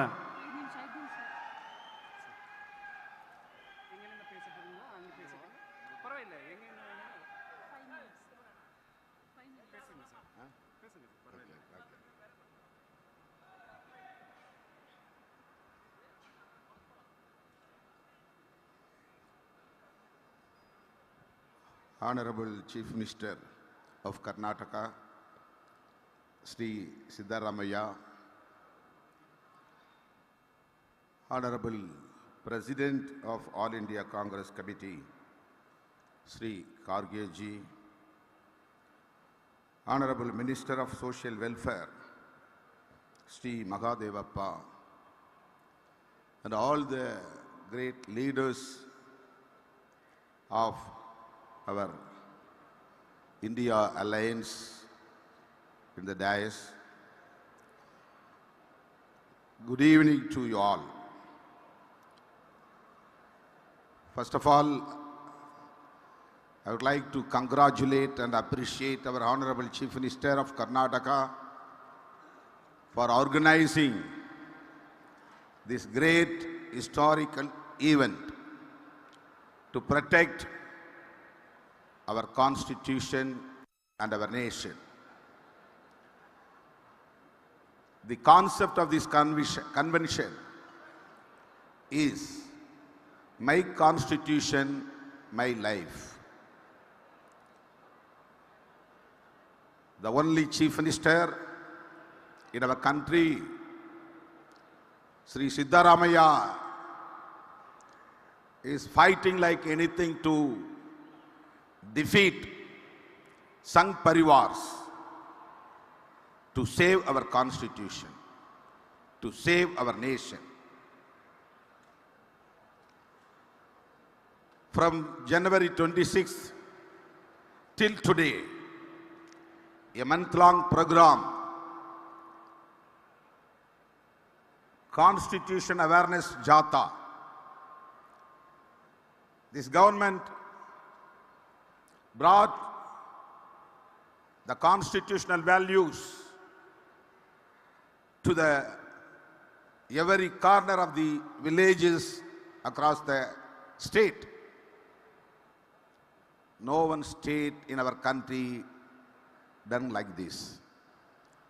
So on behalf of ECK, I have to congratulate and appreciate our Honorable Chief Minister of Karnataka. This is need of the hour to protect our nation from the evil forces, religious fanatic forces, Sangh Parivars, so that he organized this historic event in the midst of the electoral juncture. Dear friends, my written speech is going to be circulated to the press. Please take all the points in the speech as I spoke here. I would like to highlight one or two points from this. There are three major threats to the Constitution, threat to our nation by the BJP and RSS. Number one, Uniform Civil Code. They want to bring it in future. It is very dangerous to the Constitution. They want to dilute the constitutional values, the basic structure of the Constitution. What is the basic structure of the Constitution? Our Baba Sahib, Dr. B.R. Ambedkar, have a dream to constitute a modern India, a new India, which has no caste, creed, discrimination among the people. That's what he emphasized, the basic structure of the Constitution. We, the people of India, have been solemnly resolved to constitute India into a sovereign, socialist, secular, democratic republic. This is the real definition of the union government. For what? Justice, liberty, equality, and fraternity. These are the basic structure of the Constitution. But these people who are in the power now want to demolish this structure, want to dilute these constitutional values. That's what our Honorable Chief Minister asked us to read this preamble of the Constitution here. You see everywhere in the campus, he is focusing preamble of the Constitution. Each and every citizen of this country should have awareness about the Constitution, the preamble of the Constitution. That is the main motto of this Constitution National Unity Convention. There is a big threat to the constitution by the BJP and RSS. So number one, uniform civil code. We will not allow them to bring uniform civil code in future. So we have to defeat them in forthcoming parliament elections. That is very important. That's what we made this India bloc across the country. All democratic forces have been consolidated to defeat these religious fanatic forces. Second, they want to remove the term secularism from the preamble of the Constitution. Secularism, very important for this nation. Pandit Jawaharlal Nehru ji and Gandhi ji and Baba Sahib Ambedkar, all of them have a consensus to save this nation through this secularism. That's what our then Prime Minister Indira Gandhi ji amended the preamble and inserted these terms, socialist and secularism and integrity. These three terms, three words, amended by Indira Gandhi when she was Prime Minister. Why? Because to save our constitution in future, to save our nation in future from these religious fanatic forces.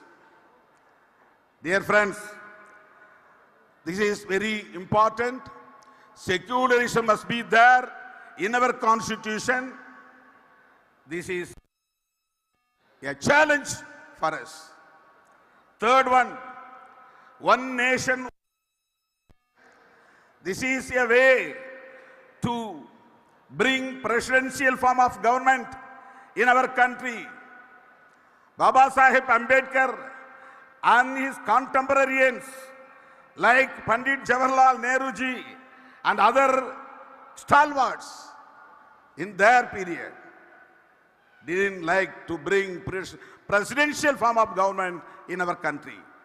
But these people, BJP and RSS, Sangh Parivars, wants to bring presidential form of government.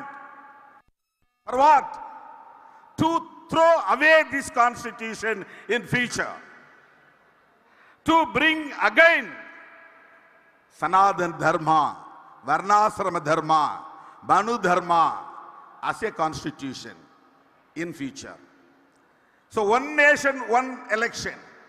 One nation, one culture. One nation, one rule. Like this, they are trying to make this country Sanatan India. Our Ambedkar, our leaders like Pandit Jawaharlal Nehru ji and Indira Gandhi ji and Rajiv Gandhi also, even our young leader Rahul Gandhi also wants to protect our constitution. Really, if we want to protect our nation, we have to do one thing. We have to fight against EVM, electronic voting machine. This is very important. Otherwise, we will not achieve our goal. Modi spoke in the parliament, in Lok Sabha, that he will win the election. He will capture the power again with 400 seats. How can he spoke like this? Because they have a hidden agenda. They have a conspiracy to capture the power through EVM. So I request all the leaders here, all the great warriors of social justice have to fight against EVM. This is very important. So, I take this opportunity to congratulate our Honorable Chief Minister and the state of Karnataka for organizing the historic event to make awareness about Constitution in the state of Karnataka and across the country. I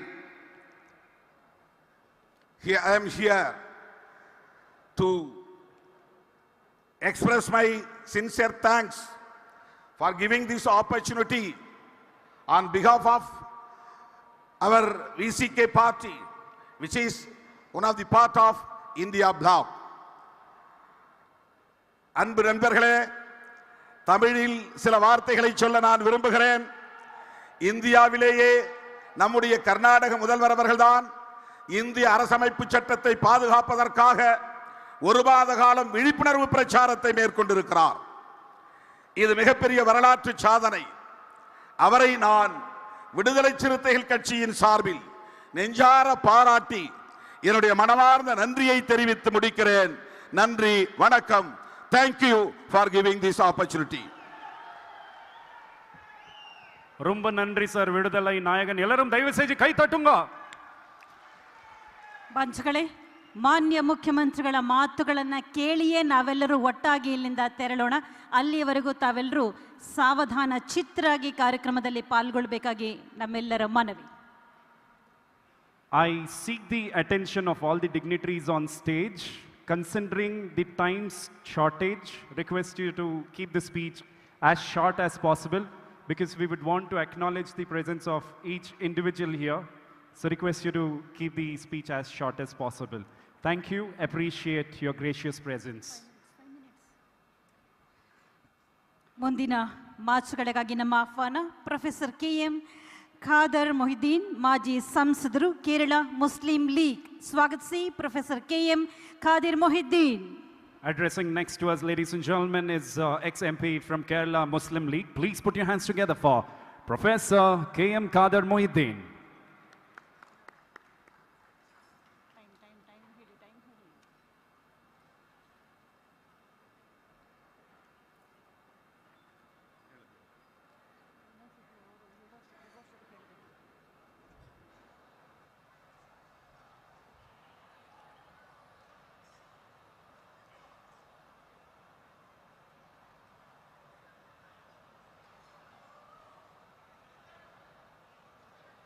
அளவற்ற அருளாளனும்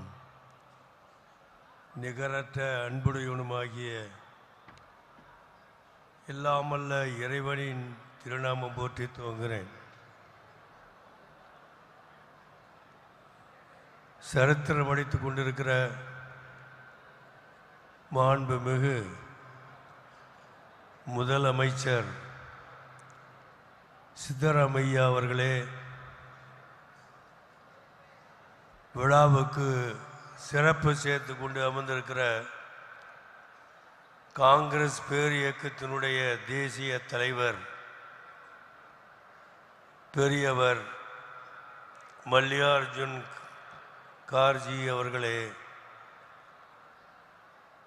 இங்கே சிறப்பாக வருகை தந்து மிக முக்கியமான உரைகளை எல்லாம் ஆற்றி விழாவுக்கு பெருமை சேர்த்திருக்கிற அகில இந்திய தலைவர்கள் உள்ளிட்ட அனைவரையும் வாழ்த்தி, லட்சக்கணக்கிலே கூடியிருக்கிற அருமை சகோதர சகோதரிகளுக்கு வாழ்த்துக்களை கூறி, இந்திய யூனியன் முஸ்லீம் லீகின் சார்பில் ஒரு சில வார்த்தைகளை உங்கள் முன்னே முன்மொழிவதற்காக நான் இங்கே நிற்கின்றேன். நேற்று தொடங்கிய இன்று தொடர்கிற the Constitution national unity convention என்ற இந்த மாபெரும் நிகழ்ச்சியை, சரித்திரம் படைக்கக்கூடிய இந்த நிகழ்ச்சியை மாண்புமிகு முதல்வர் அவர்களும் அவர்களுக்கு உறுதுணையாக மாண்புமிகு அமைச்சர், சோஷியல் வெல்ஃபேர் அமைச்சர் டாக்டர் மகாதி அப்பா அவர்களும் அவர்களோடு சேர்ந்த அருமை பெரியவர்களும் எல்லோரும் பாராட்டக்கூடிய வகையிலே இந்த சிறப்பான நிகழ்ச்சியை நடத்தி இந்த மாநிலத்துக்கு மட்டுமல்லாமல் இந்தியாவில் உள்ள எல்லா மாநிலங்களுக்கும் ஒரு அழைப்பு கொடுப்பது போல், அறிவிப்பது போல், எச்சரிப்பதை போல் நாட்டுடைய நிகழ்ச்சியை இங்கு எடுத்து காட்டியிருக்கிறார்கள். இந்த மேடையில் நிறைய பேசியிருக்கிறார்கள். நேற்றிலிருந்து இன்று வரை அற்புதமாக உரையாற்றுகள் எல்லாம் கேட்டிருக்கிறீர்கள். உங்களுடைய ஆலோசனைக்கு மூன்று செய்திகளை உங்கள் முன்னே நான் வரிக்கிறேன். ஒன்று, இந்திய அரசியல் சாசனம், கான்ஸ்டிடியூஷன் இந்த நாட்டுடைய பெருமையை, வரலாற்றை, நேற்று எப்படி இருந்தது இந்த நாடு,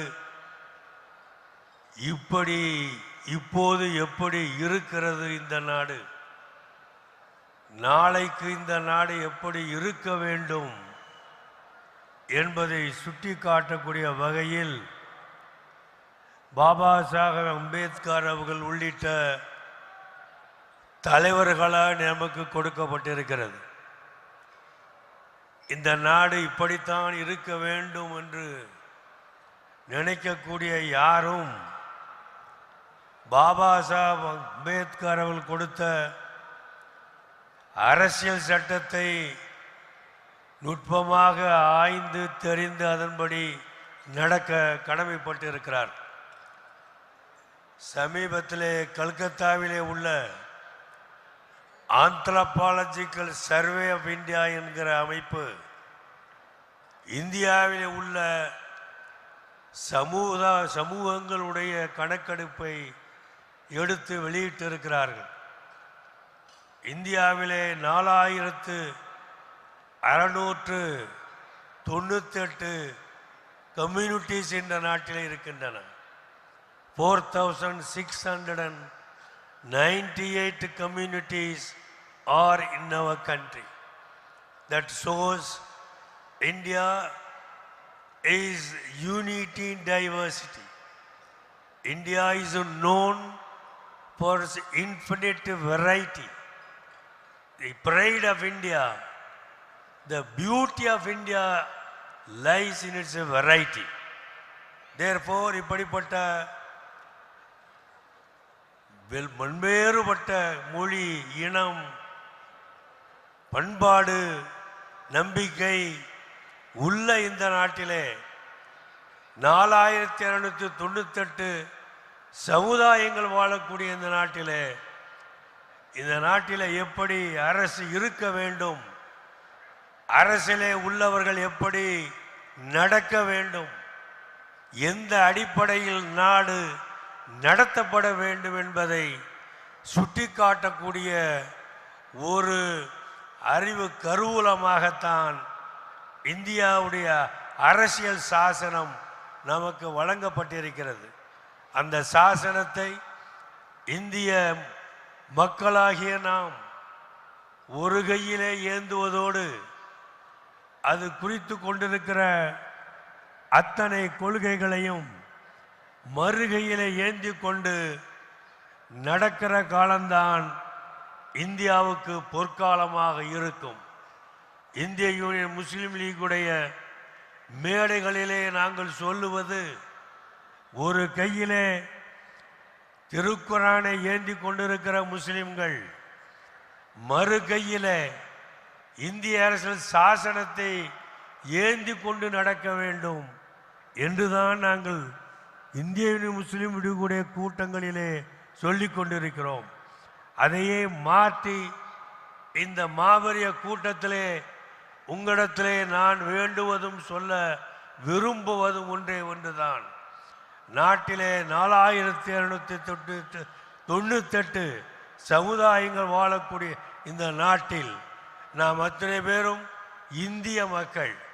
சாரே ஜஹாசே இந்துஸ்தான் ஹமாரா என்று போற்றப்படக்கூடிய நாடு இது. இந்த நாட்டுடைய பெருமை, இந்த நாட்டுடைய தனி சிறப்பு, இந்த நாட்டுடைய வரலாறு, இந்த நாட்டுடைய பண்பாடு, இது அத்தனையும் மிளிர வேண்டுமானால், ஒளிர வேண்டுமானால், மின்ன வேண்டுமானால், நிலைத்து நீடித்து இருக்க வேண்டுமானால் நாம் அத்தனை பேரும் இந்திய அரசியல் சாசனத்தை ஒரு கையிலே ஏந்துவதோடு நம்முடைய வாழ்வை முழுவதிலும் அந்த இந்திய அரசு சாசனத்தின்படி நான் நடந்தாக வேண்டும். அப்படி நடக்கக்கூடிய ஒரு நல்லாட்சியை வரக்கூடிய நாடாளுமன்ற தேர்தலிலே நீங்கள் நாட்டுக்கு வழங்க வேண்டும். அதற்கு உறுதிமொழி எடுக்கக்கூடிய கூட்டமாக ஆக்க வேண்டும் என்று பணிவொன்போடு கேட்டு இந்த நல்ல வாய்ப்பை தந்த அனைவருக்கும் நன்றி கூறி நிறைவு செய்கிறேன். நன்றி, வணக்கம், சலாம். Rumba Nandri sir, thank you so much for that wonderful speech.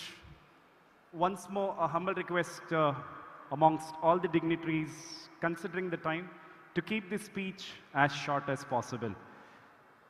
So, iga munduvariyona.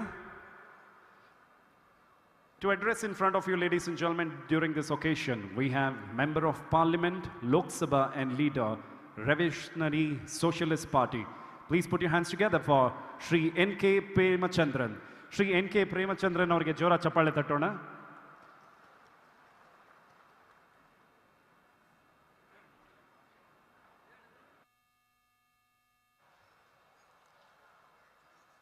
Honorable Chief Minister, Government of Karnataka, Sri Siddaramaiah ji, All India Congress Committee President and the Opposition Leader of Rajya Sabha, Parliament of India, most respected our leader and other dignitaries, other leaders of the dais and dear friends. I, on behalf of my party, would like to extend our heartiest congratulations to the Government of Karnataka, in particular the Chief Minister of Karnataka, in holding such an auspicious convention so as to protect the basic values of our Constitution. It is the right time by which the country needs such populistic opinions so as to protect the basic values of the Constitution of India.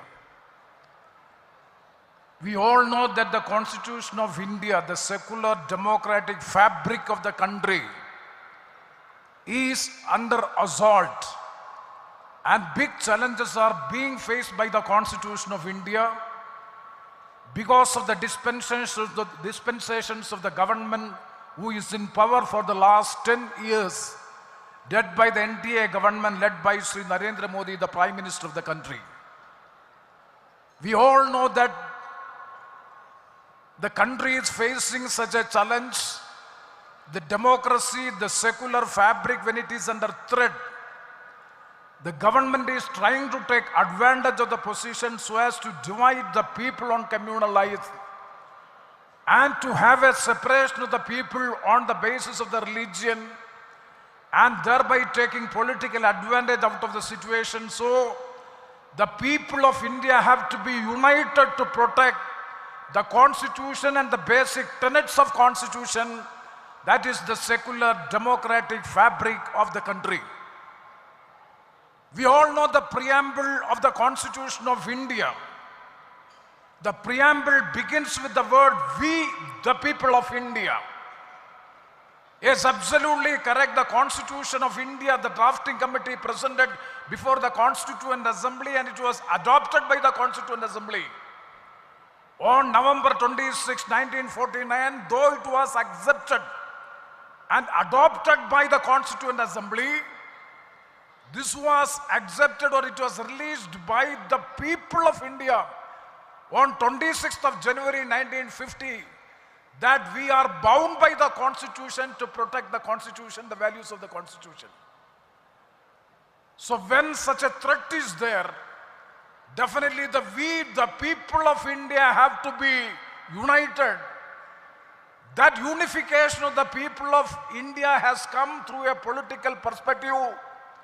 That is what is meant by the Indian National Developmental Inclusive India.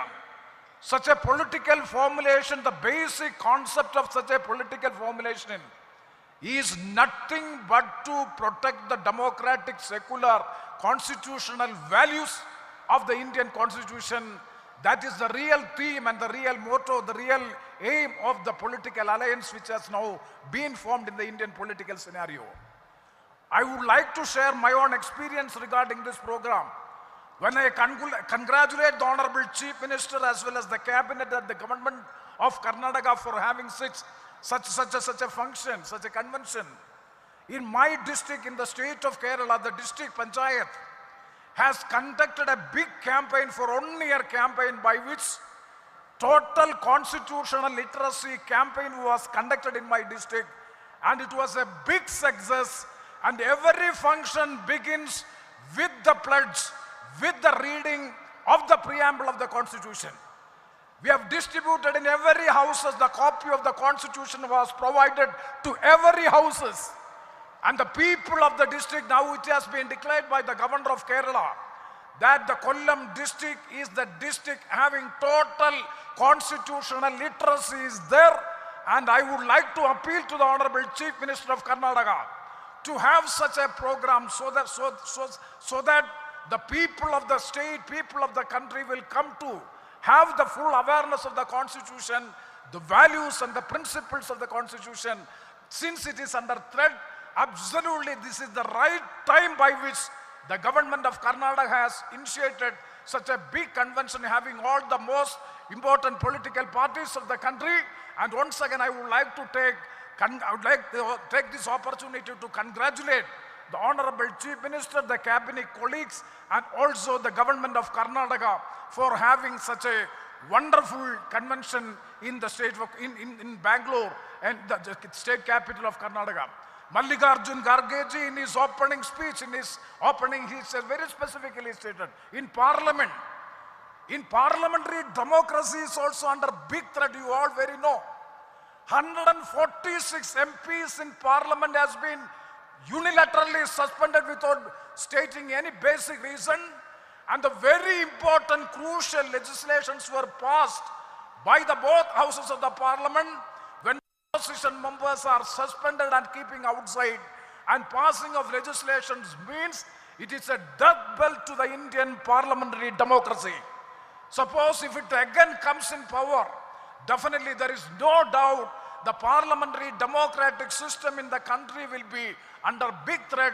So once again I appeal to all the people, and all the people as well as we have to be united so as to protect the parliamentary democratic system, the secular fabric of the country, the democratic fabric of the country envisaged in the Constitution, for which let this convention give a good message to the national political scenario so as to have its own impact in the future. With these words I conclude. Thank you very much.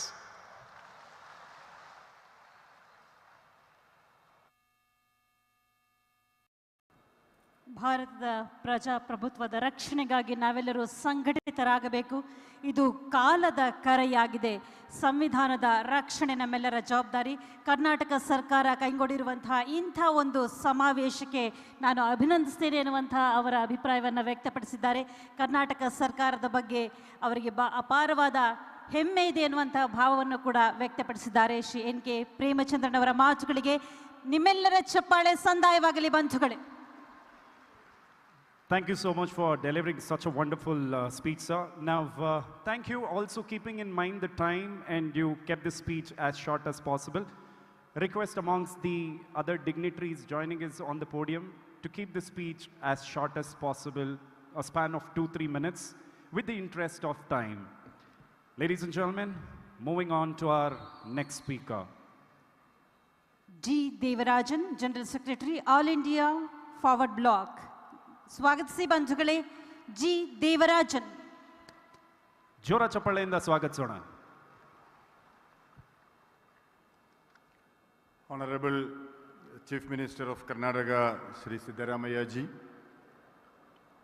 Honorable Shri Mallikarjun Kharge ji, President of Indian National Congress, leaders of various political parties across the country who assembled here to attend this historical convention to save our constitution, and dear friends, ladies and gentlemen, हम लोगों ने बहुत समय से इसके बारे में चर्चा करके आ रहे, so I don't want to take much time of you to discuss. Actually, when we are celebrating the 75th anniversary of the enactment of our constitution, it must be a festival mood.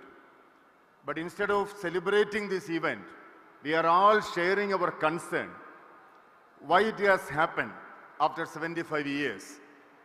The preamble which we have read here, and everybody knows, that India must be a sovereign, socialist, secular, democratic republic. See, when our constitution was enacted, जब हमारा संविधान parliament के constituent assembly में जब हम लोगों ने adopt किया, उस समय ये समाजवाद और धर्मनिरपेक्ष एक शब्द हमारा संविधान के अंदर नहीं था. It is Shrimati Indira Gandhi only in 1976 ये दो शब्द हमारा संविधान के अंदर लाया है. इसलिए इंदिरा गांधी जी को हम लोग धन्यवाद देना है फर्स्ट ऑफ ऑल. सेकंड, क्यों इस दो शब्द को लाया है? हमारा देश का कोई धर्म नहीं है, सभी धर्म का इक्वल स्टेटस है. कोई भी धर्म में विश्वास ना करके भी आप इंडिया में रह सकते हैं. इसलिए हमारा संविधान के अंदर ये सेक्युलर, ये धर्मनिरपेक्ष, ये शब्द हम लोगों ने इंक्लूड किया है. लेकिन ये आज ये 10 साल में हम लोग देख रहे थे, जो पार्लियामेंट की इनागुरेशन का जो समय से लेकर के और अभी तक हम लोग देखे आ रहे, जो हिंदुत्व एजेंडा इंप्लीमेंट करने के लिए जो संघ परिवार आरएसएस जो कोशिश कर रहे हैं, उसके सामने एक ही रुकावट है, ये संविधान है. इसलिए संविधान को इन लोगों ने खत्म करना चाहते हैं. इसलिए आज का इस सम्मेलन का एक महत्व है, हम लोगों के संविधान को रक्षा करना है. ये जो पहला शब्द उसमें लिखा है, उसको हम लोगों को रक्षा करना जरूरी है. दूसरा शब्द इंदिरा गांधी जी ने लिखा है, हमारा देश एक सोशलिस्ट देश होगा. क्यों ऐसा लिखा है? जो उत्पादन की जो साधन है, उपाधियां है, मीन्स ऑफ प्रोडक्शन कहते हैं, it must be owned by the country. सरकार की कंट्रोल में रहना है. इसलिए हमारा बैंक को उन्होंने नेशनलाइज कर दिया. कोल जो मिट्टी के नीचे की हमारा संपत्ति है, उसको भी उन्होंने देश की संपत्ति बना दिया. हम लोगों ने आसमान में भेजी जो कृत्रिम संपत्ति है, उसको भी उन्होंने देश की संपत्ति बना दिया.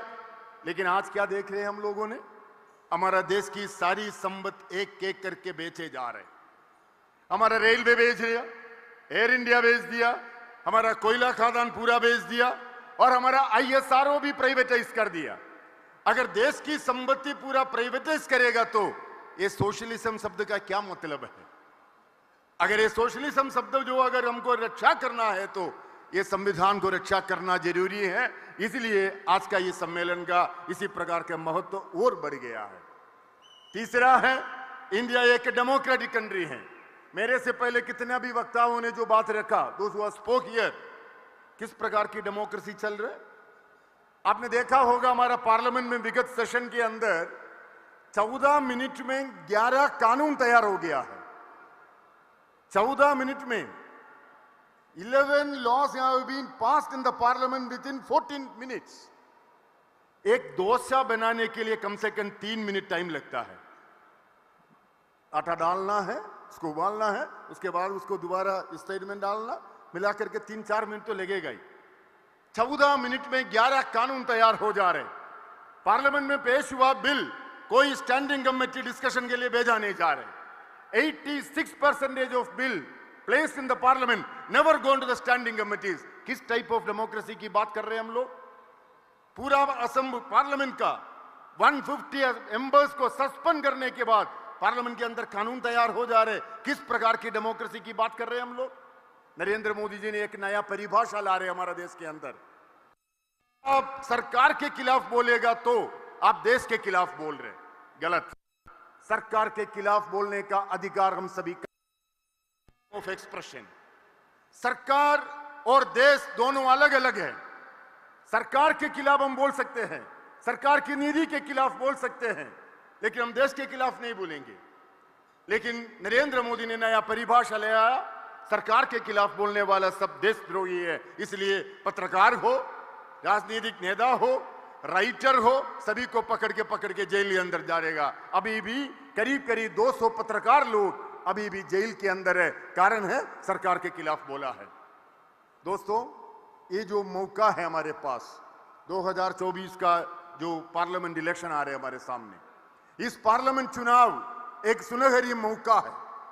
जो जब तक नरेंद्र मोदी और बीजेपी सत्ता में रहेगा, उनका जो एजेंडा इंप्लीमेंट करने का जो रुकावट इंडिया की संविधान अगर हो, इस संविधान को हटाने के लिए जो काम करेगा इन लोगों को, उनको हटाने का जिम्मेदारी हम सबको लेना पड़ेगा। इसलिए बीजेपी हटाओ इन नारे का ये संविधान, ये सम्मेलन का महत्वपूर्ण एक स्लोगन होगा। इसलिए हम कर्नाटक सरकार को और सरकार की जो मुख्यमंत्री माननीय सिद्धरामैया जी और हमारा जो सोशल वेलफेयर के मिनिस्टर महादेवप्पा जी और कांग्रेस पार्टी को मैं धन्यवाद देता हूं। इसी प्रकार के एक सम्मेलन के माध्यम से पूरा हिंदुस्तान को एक मैसेज जा रहा है, संविधान को रक्षा करने के लिए डेमोक्रेसी लविंग पीपल इंडिया के अंदर अभी भी है। इसलिए इस चुनाव में, आने वाले चुनाव में Indian national developmental inclusive alliance, India alliance को जिताने के लिए हम सब एक साथ मिलकर के काम करना है। ये संदेश के साथ मेरा बात खत्म करता हूं। जय हिंद।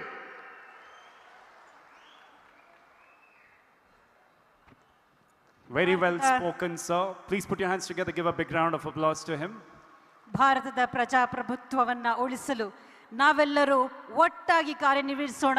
ಆ ನಿಟ್ಟಿನಲ್ಲಿ ಇಂಥದೊಂದು ಅಭೂತಪೂರ್ವವಾದ ಸಮಾವೇಶವನ್ನು ಆಯೋಜನೆ ಮಾಡಿದ್ದಕ್ಕಾಗಿ ಸಮಾಜ ಕಲ್ಯಾಣ ಇಲಾಖೆಯ ಸಚಿವರಾದ HC ಮಹದೇವಪ್ಪನವರಿಗೆ ಹಾಗೆ ಕರ್ನಾಟಕ ಸರ್ಕಾರದ ನಮ್ಮ ಹೆಮ್ಮೆಯ ಮುಖ್ಯಮಂತ್ರಿಗಳಾದ ಶ್ರೀ ಸಿದ್ದರಾಮಯ್ಯನವರಿಗೆ ಅನಂತ ಅಭಿನಂದನೆಗಳನ್ನು ಸಲ್ಲಿಸಿದ್ದಾರೆ. ಜಿ ದೇವರಾಜನವರು ಅವರ ಅಭಿಮತಕ್ಕೆ ನಮ್ಮ ಚಪ್ಪಾಳೆಯ ಗೌರವ ಸಲ್ಲಿಸೋಣ. ಪ್ರೀತಿಯ ಬಂಧುಗಳೇ, ಸಂವಿಧಾನ ಭಾರತೀಯರಿಗೆ ಧರ್ಮ ಗ್ರಂಥ ಅಲ್ಲವೇ? ಸೊ ಅಂಥ ಮಾತುಗಳನ್ನು ಆಡಿದ್ದಾರೆ, ಎಷ್ಟು ಚಂದವಾಗಿ ಮಾಡಿದ್ದಾರೆ. ಸೊ ಈಗ ನಿಮ್ಮ ಮುಂದೆ ಮಾತಾಡೋದಕ್ಕೆ, ladies and gentlemen, to address in front of you for the next 2-3 minutes, joining us on stage is General Secretary, Communist Party of India, Marxist Leninist Liberation. Please put your hands together for Shri Deepankar Bhattacharya. ಬಂಧುಗಳೇ, ಸ್ವಾಗತಿಸಿ ದೀಪಾಂಕರ್ ಭಟ್ಟಾಚಾರ್ಯ. ಚಪ್ಪಾಳೆಗಳ ಸುರಿಮಳೆ ಬರಲಿ.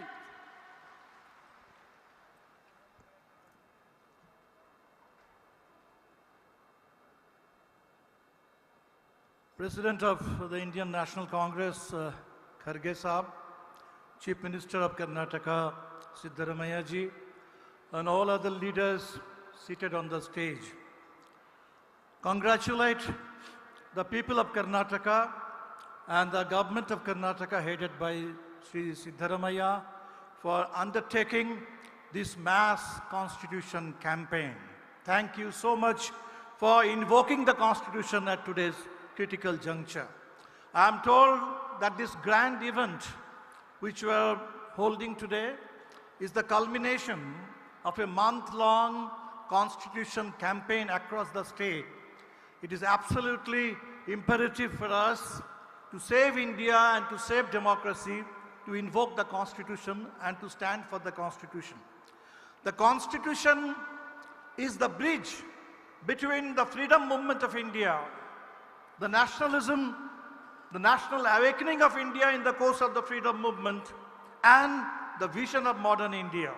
The Constitution is the bridge.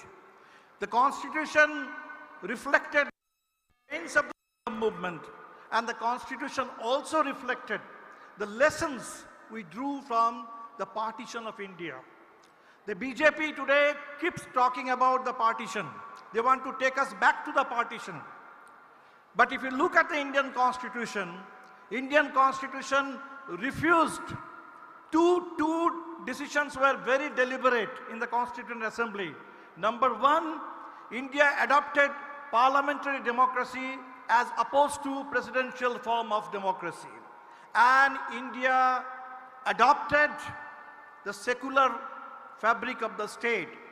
The secular term was inserted later, but the features of secularism, the state having no religion of its own, the citizens having religious freedom, and the state not discriminating among citizens on the basis of religion, all these features of secularism, they were built into the Constitution from day one.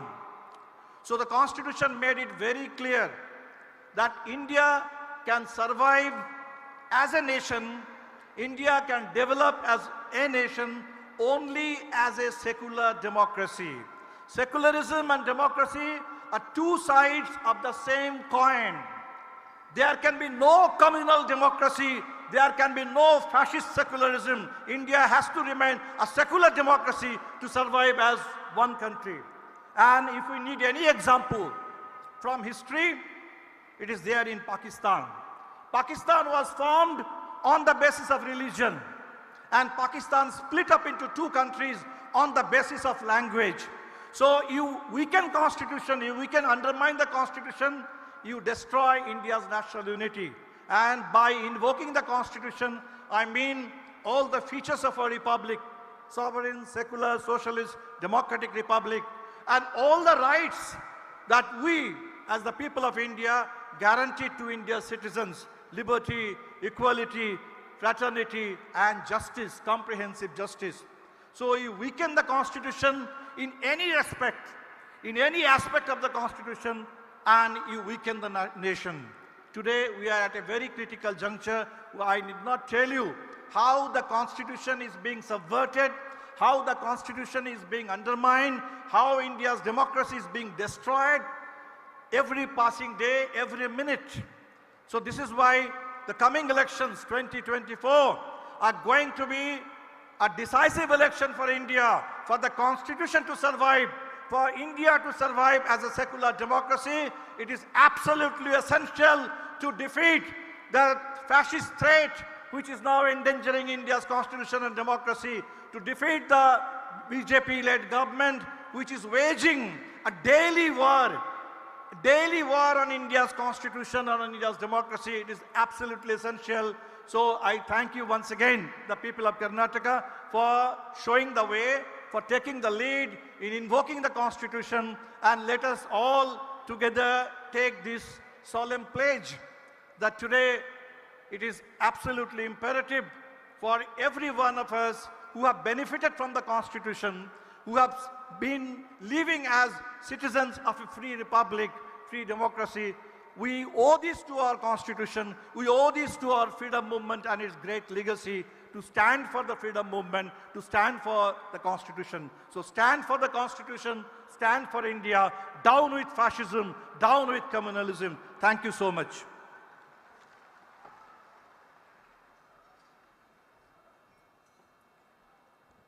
ಇಡೀ ದೇಶಕ್ಕೆ ಇಂಥದೊಂದು ಸಂವಿಧಾನವನ್ನು ರೂಪಿಸಿ ಮಾದರಿಯನ್ನು ಕೊಟ್ಟಿರುವಂಥ ಕರ್ನಾಟಕ ಸರ್ಕಾರಕ್ಕೆ ಅಭಿನಂದನೆಯನ್ನು ಸಲ್ಲಿಸಿದ್ದಾರೆ ದೀಪಾಂಕರ್ ಭಟ್ಟಾಚಾರ್ಯ ಅವರು.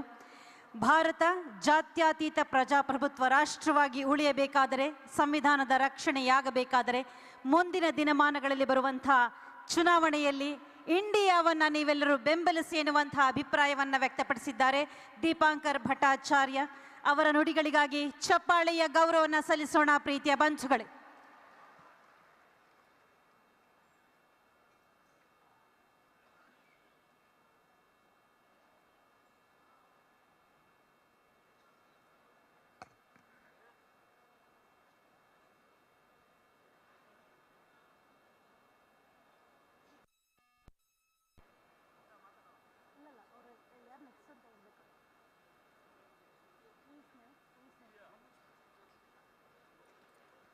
ವೇದಿಕೆಯಲ್ಲಿ ನಮ್ಮೊಂದಿಗಿದ್ದಾರೆ Shri Manoj Bhattacharya, general secretary, revolutionary socialist party.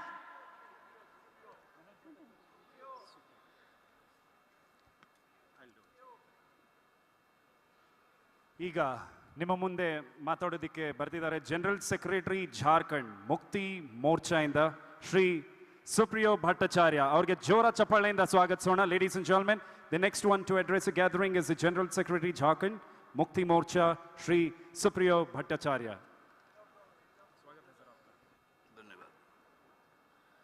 धन्यवाद. माननीय मुख्यमंत्री, झारखंड सरकार, आदरणीय अध्यक्ष भारतीय राष्ट्रीय कांग्रेस, मंच पे उपस्थित अपनी अपनी पार्टियों के सम्मानित नेता, उपस्थित कर्नाटका सरकार के विभिन्न स्तर के निर्वाचित जनप्रतिनिधि, उपस्थित मीडिया बंधुओं, माई कॉन्स्टिट्यूशन माई लाइफ यहाँ का जो स्पिरिट है उसको बताता है. ये शायद हम लोगों को भी मालूम था, लेकिन 2014 से last since 2014 several times session is done by the Modi government. ये 10 साल का छेड़छाड़ है, मोलेस्टेशन है, और उसका अंत हुआ इस साल में, जब 2024 का जनवरी महीना के 31 जनवरी को इस डेमोक्रेसी को, इस कॉन्स्टिट्यूशन को बुलडोज कर दिया गया हमारे स्टेट झारखंड में.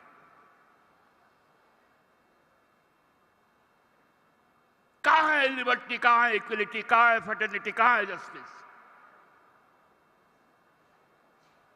एक सर्विंग चीफ मिनिस्टर को एक सेंट्रल एजेंसी जाता है, उसके घर में जाकर कहता है कि हम आपको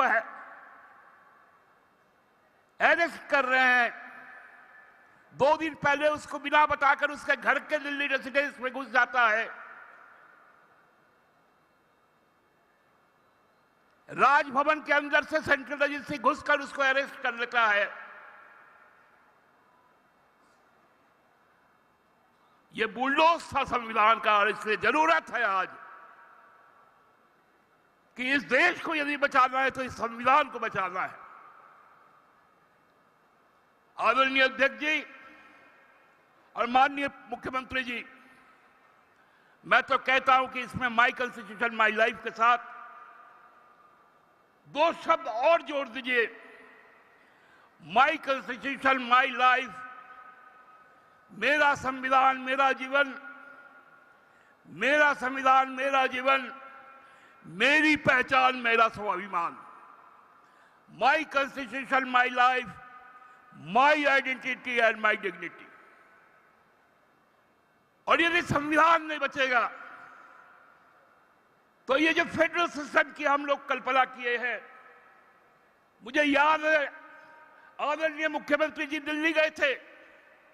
हम लोग कोऑपरेटिव फेडरलिज्म की बात करते हैं, उनको अपना जीएसटी का पैसा मांगना पड़ता है. ये कौन सा फेडरल सिस्टम है? 1,036,000 crore rupees we have to get from the central government. We are asking for. We are the producing state. We have been denied the benefits of the GST. कहां है कोऑपरेटिव फेडरलिज्म? कहां है मेरा हक अधिकार?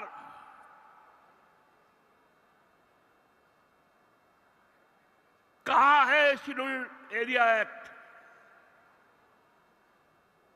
P पैसा कहां है?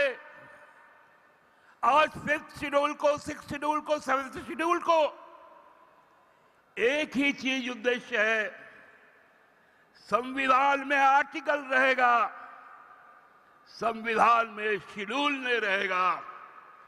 न संविधान में शेड्यूल रहेगा, न संविधान में शेड्यूल कास्ट रहेगा, न संविधान में शेड्यूल ट्राइब रहेगा, न संविधान में आर्टिकल 25 रहेगा। आर्टिकल 14 से 17 तक खत्म कर दो, केवल और केवल 356 रखो, ताकि हम हुकूमत चला पाए।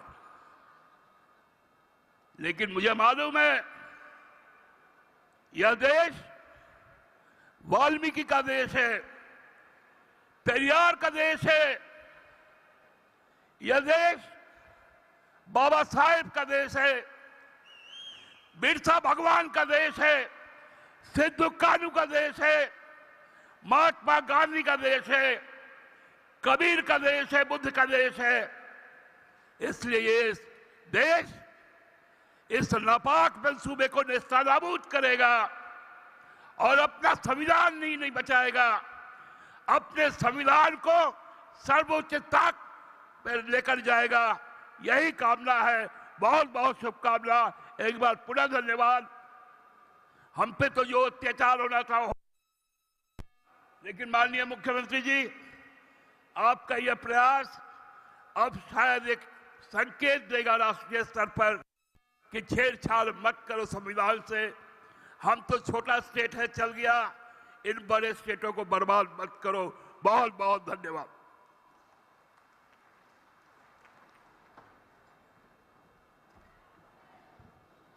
ತುಂಬ ಧನ್ಯವಾದಗಳು. बहुत बहुत धन्यवाद सर. बड़े ही अच्छे तरीके से आपने स्पीच किया. Thank you for that wonderful speech. ವಿದ್ಯಾವಂತರಾಗಿರಿ, ಸಂಘಟಿತರಾಗಿರಿ ಮತ್ತು ಉತ್ತೇಜಿತರಾಗಿರಿ. ಎಂತೆಂಥ ಮಾತುಗಳನ್ನು ಕೊಟ್ಟಿದ್ದಾರೆ ಡಾಕ್ಟರ್ BR ಅಂಬೇಡ್ಕರ್ನವರು. ಅದೇ ಮಾತನ್ನ ಸರ್ ಈಗ ನಮ್ಮ ಮುಂದೆ ಹೇಳಿದ್ದಾರೆ. ಜೊತೆಗೆ ಕರ್ನಾಟಕ ಸರ್ಕಾರದ ಈ ಸಾಧನೆ, ಈ ಸಮಾವೇಶದ ಮುಖೇನ ಸಂವಿಧಾನದ ರಕ್ಷಣೆಯ ಧ್ಯೇಯವನ್ನು ಕೂಡ ಶ್ಲಾಘಿಸಿದ್ದಾರೆ. ಸುಪ್ರಿಯಾ ಭಟ್ಟಾಚಾರ್ಯ ಅವರು, ಅವರ ಅಭಿಮತಕ್ಕೆ ನಮ್ಮ ವಂದನೆಗಳು. ವೇದಿಕೆಯಲ್ಲಿ ನಮ್ಮೊಂದಿಗಿದ್ದಾರೆ ಮಾನ್ಯ ಆಹಾರ ಮತ್ತು ನಾಗರಿಕ ಸರಬರಾಜು ಮತ್ತು ಗ್ರಾಹಕ ವ್ಯವಹಾರಗಳ ಸಚಿವರಾದ ಶ್ರೀ KH ಮುನಿಯಪ್ಪನವರು. ಅವರ ಒಂದೆರಡು ಮಾತುಗಳು ಇದೀಗ. ಸ್ವಾಗತಿಸಿ ಶ್ರೀ KH ಮುನಿಯಪ್ಪ ಚಪ್ಪಾಳೆಗಳ ಮುಖೇನ. Addressing the gathering now will be Honorable Minister of Food and Civil Government of Karnataka, Shri KH Munyappa.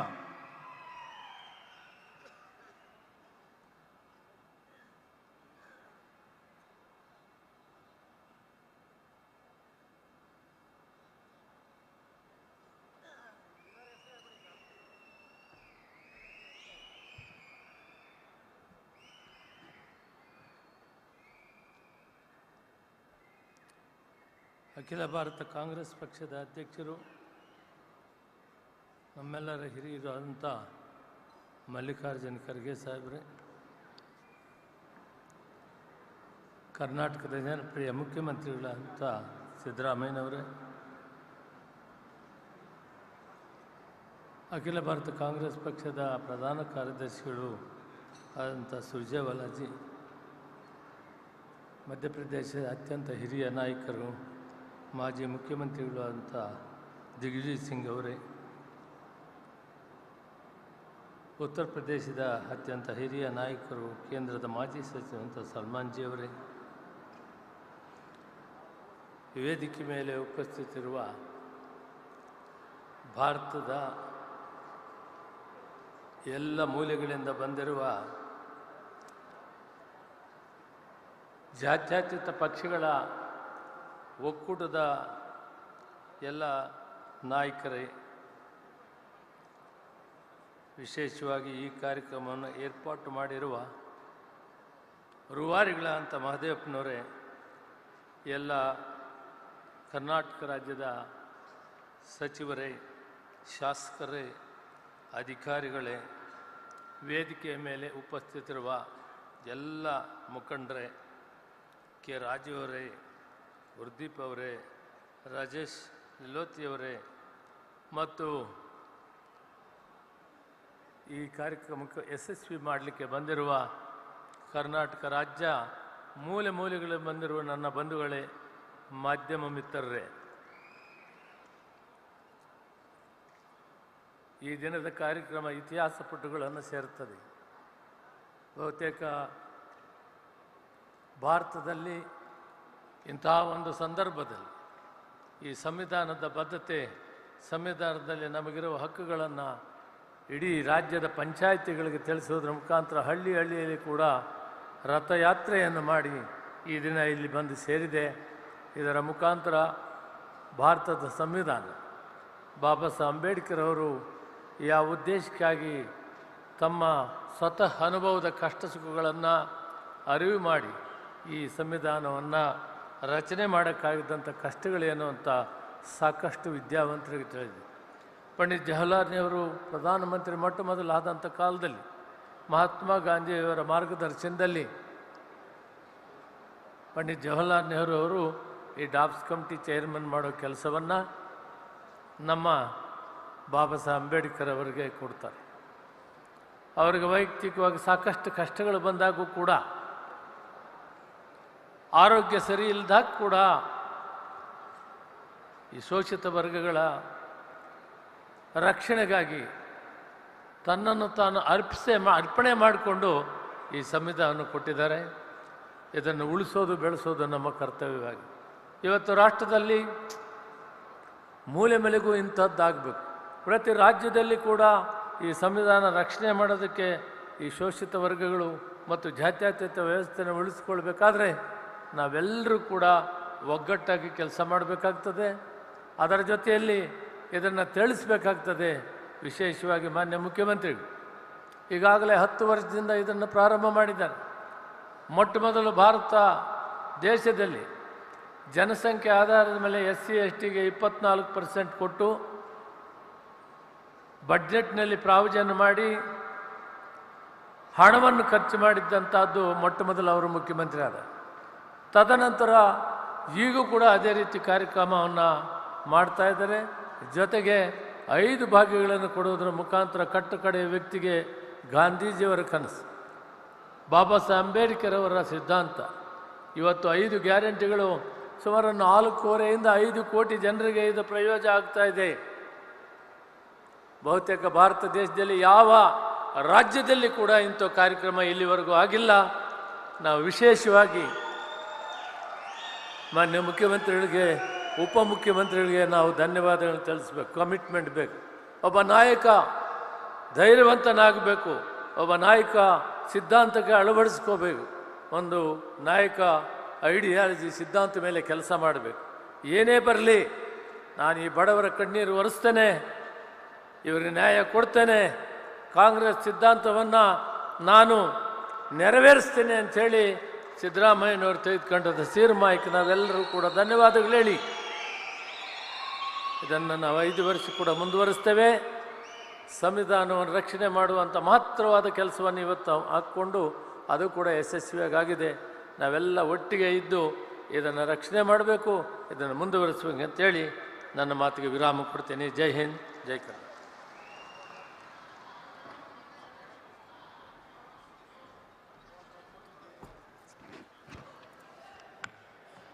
ಮಾನ್ಯ ಸಚಿವರಾದ ಶ್ರೀ KH ಮುನಿಯಪ್ಪನವರ ಅಭಿಮತಕ್ಕೆ ಚಪ್ಪಾಳೆಯ ಗೌರವ ಸಲ್ಲಿಸೋಣ. ಪ್ರೀತಿಯ ಬಂಧುಗಳೇ,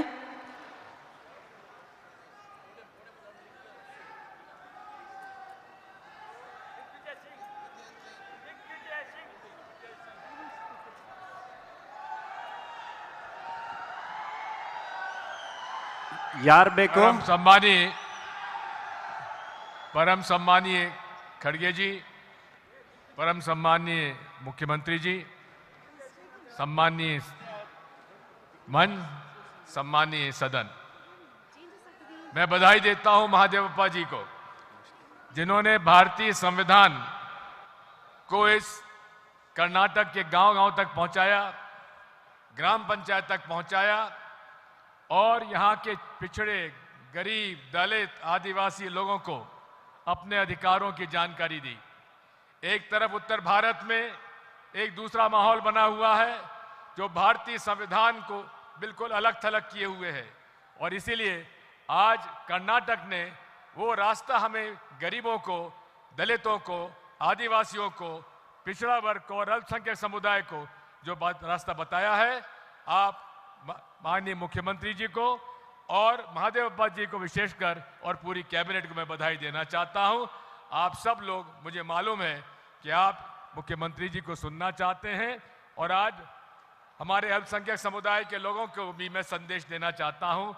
12 वफात के इस अवसर पर आप सबकी दुआ अल्लाह ताला कबूल करे। बहुत बहुत धन्यवाद।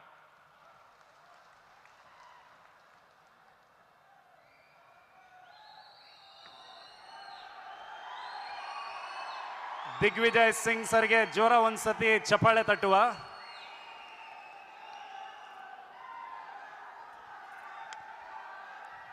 ಈಗ ನಿಮ್ಮ ಮುಂದೆ ಮಾತಾಡೋದಕ್ಕೆ ವೇದಿಕೆ ಮೇಲೆ ಬರ್ತಿದ್ದಾರೆ honourable minister of law, parliament affairs, legislation and tourism, government of Karnataka.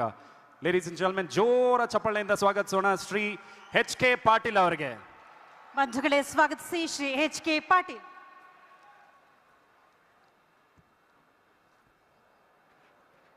ನಾನು ಭಾಷಣ ಮಾಡೋದಕ್ಕೆ ಬಂದಿಲ್ಲ.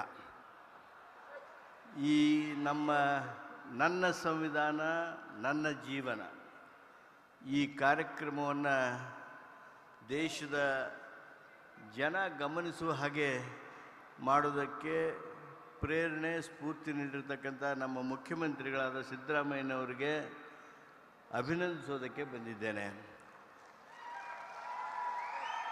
ನಮ್ಮೆಲ್ಲರ ನೇತಾರರಾಗಿರ್ತಕ್ಕಂಥ ಮಲ್ಲಿಕಾರ್ಜುನ್ ಖರ್ಗೆಜಿ ಅವರು ಏನು ಮಾರ್ಗದರ್ಶನ ಮಾಡಿದ್ದಾರೆ, ಆ ಮಾರ್ಗದರ್ಶನದಲ್ಲಿ ನಮ್ಮ ಸಮಾಜ ಕಲ್ಯಾಣ ಇಲಾಖೆಯ ಸಚಿವರಾದ ಮಹದೇವಪ್ಪನವರು ಇದೊಂದು ಐತಿಹಾಸಿಕವಾಗಿರ್ತಕ್ಕಂಥ ಕಾರ್ಯಕ್ರಮ ಮಾಡಿದರು.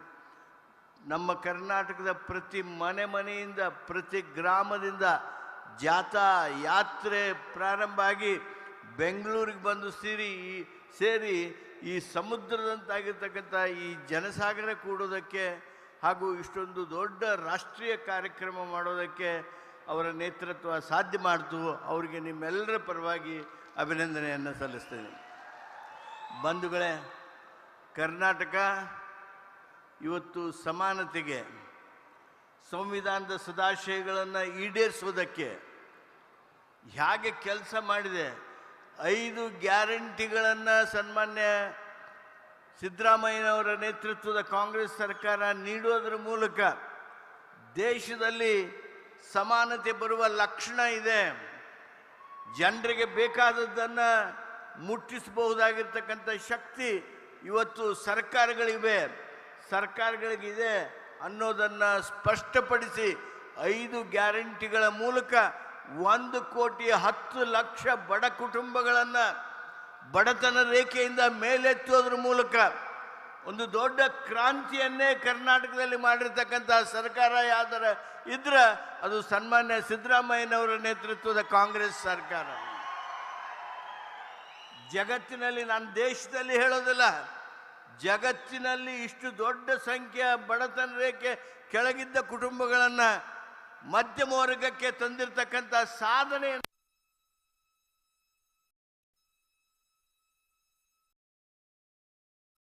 ನನ್ನ ಜೀವನ ಅನ್ನುವಂಥ ದೊಡ್ಡ ಘೋಷಣೆಯ ಹೊತ್ತು ಸಂವಿಧಾನವನ್ನು ಉಳಿಸೋದಕ್ಕೆ ಹೊಂಟಿದ್ದೇವೆ. ಬಂಧುಗಳೇ, ನೀವೆಲ್ಲ ಗಮನಿಸ್ತಾ ಇದ್ದೀರಿ, ರಾಷ್ಟ್ರದಲ್ಲಿ ಏನು ನಡೆದಿದೆ. ಕಾನೂನು ಅಂತ ಹೇಳ್ತಾರೆ, ಅದು ಇಡಿ ಹೆಸರಿನಲ್ಲಿ ಹೇಳ್ತಾರೆ, CBI ಹೆಸರಿನಲ್ಲಿ ಹೇಳ್ತಾರೆ, ಪೊಲೀಸ್ ಹೆಸರಿನಲ್ಲಿ ಹೇಳ್ತಾರೆ. ಎಲ್ಲಿ ನಡೆದಿದೆ, ಏನು ನಡೆದಿದೆ? ಕರ್ನಾಟಕಕ್ಕೆ ಆಗುವಂಥ ಒಂದು ದೊಡ್ಡ ಅನ್ಯಾಯವನ್ನು ನಾವು ಗಮನಿಸಿದರೆ, ಅದು ಬರ ಪರಿಹಾರದಲ್ಲಿ ನಮಗೆ ಕೊಡಬೇಕಾಗಿರ್ತಕ್ಕಂಥ ಹಣ ಇರಲಿ, ನಮಗೆ ಕೊಡಬೇಕಾಗಿರ್ತಕ್ಕಂಥ 14ನೇ ಆಯೋಗದ ಪ್ರಕಾರ, ಆರ್ಥಿಕ ಆಯೋಗದ ಪ್ರಕಾರ ಕೊಡಬೇಕಾಗಿರ್ತಕ್ಕಂಥ ಹಣ ಇರಲಿ, ಇದನ್ನು ಕೇಳೋದಕ್ಕೆ ಪತ್ರ ವ್ಯವಹಾರ ಸಾಲಿಲ್ಲ, ಹೋಗಿ ಹೇಳಿ ಬಂದರೆ ಸಾಲಿಲ್ಲ. ಆದರೆ ಹೋಗಿ ನಾವು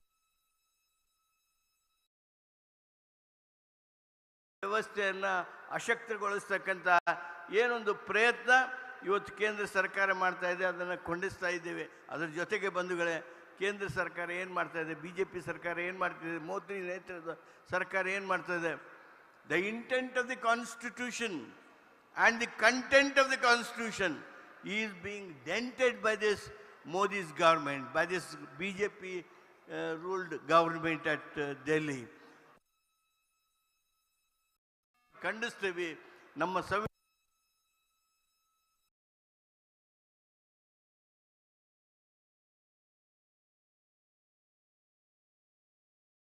ಮಾಡಿ ನನ್ನ ಮಾತನ್ನು ಮುಗಿಸ್ತೇನೆ.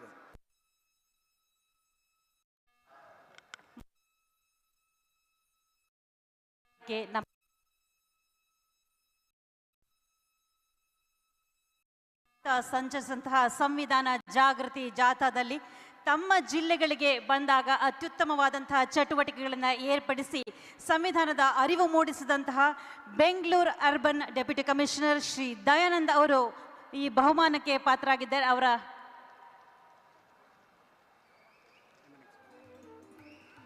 For the last month, dignitaries, we have this jatha happening, and these DCs in their respective jillas have done a brilliant job for which they are being rewarded. So, ಈ DCಗಳು ತುಂಬಾ ಚೆನ್ನಾಗಿ ಕೆಲಸ ಮಾಡಿದ್ದಾರೆ. ಸೊ ಹಾಗಾಗಿ ಜೋರ ಚಪ್ಪಾಳೆ ತಟ್ಟೋಣವಾ? ಧಾರವಾಡ ಜಿಲ್ಲೆಯಿಂದ ಡೆಪ್ಯೂಟಿ ಕಮಿಷನರ್ ಶ್ರೀಮತಿ ದಿವ್ಯಾ ಪ್ರಭು ಅವರು ಸ್ವೀಕಾರ ಮಾಡಿದ್ದಾರೆ. ಇದೀಗ ಬೆಂಗಳೂರು ಅರ್ಬನ್ ಇಂದ ಡೆಪ್ಯೂಟಿ ಕಮಿಷನರ್ ಶ್ರೀ ದಯಾನಂದ್ ಅವರು ಸ್ವೀಕಾರ ಮಾಡ್ತಾ ಇದ್ದಾರೆ. ಅತ್ಯುತ್ತಮವಾದ ಚಟುವಟಿಕೆಗಳನ್ನು ಏರ್ಪಡಿಸಿ ಸಂವಿಧಾನದ ಅರಿವು ಮೂಡಿಸೋದಕ್ಕಾಗಿ ಈ ಬಹುಮಾನಕ್ಕೆ ಪಾತ್ರರಾಗಿದ್ದಾರೆ. ಚಪ್ಪಾಳಿಯ ಗೌರವವನ್ನು ಸಲ್ಲಿಸೋಣ ಪ್ರೀತಿಯ ಬಂಧುಗಳೇ.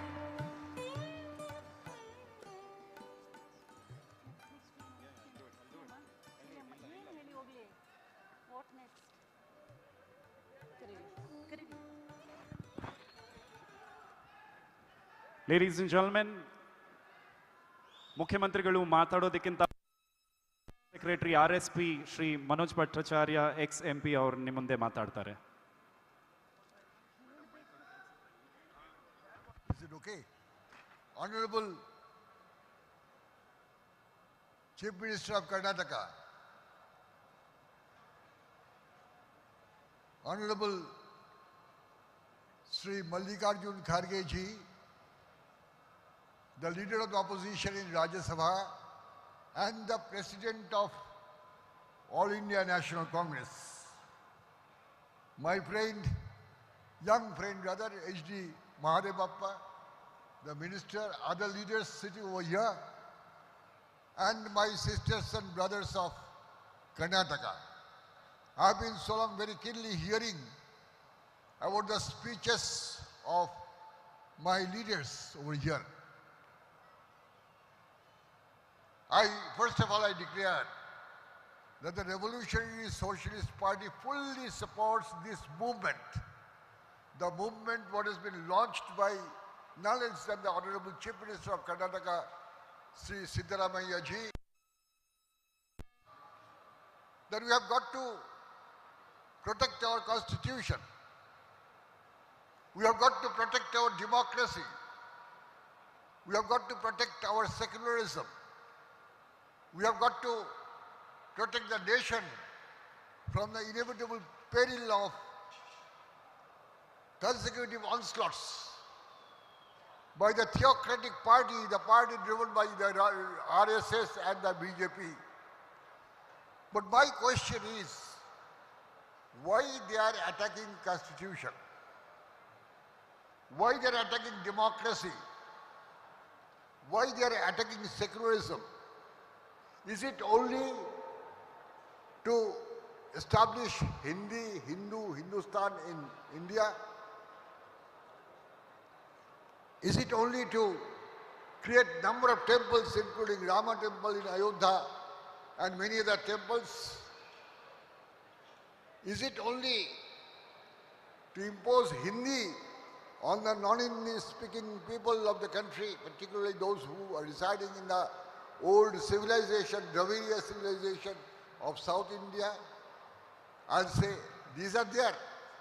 But the primary question is polarization of wealth.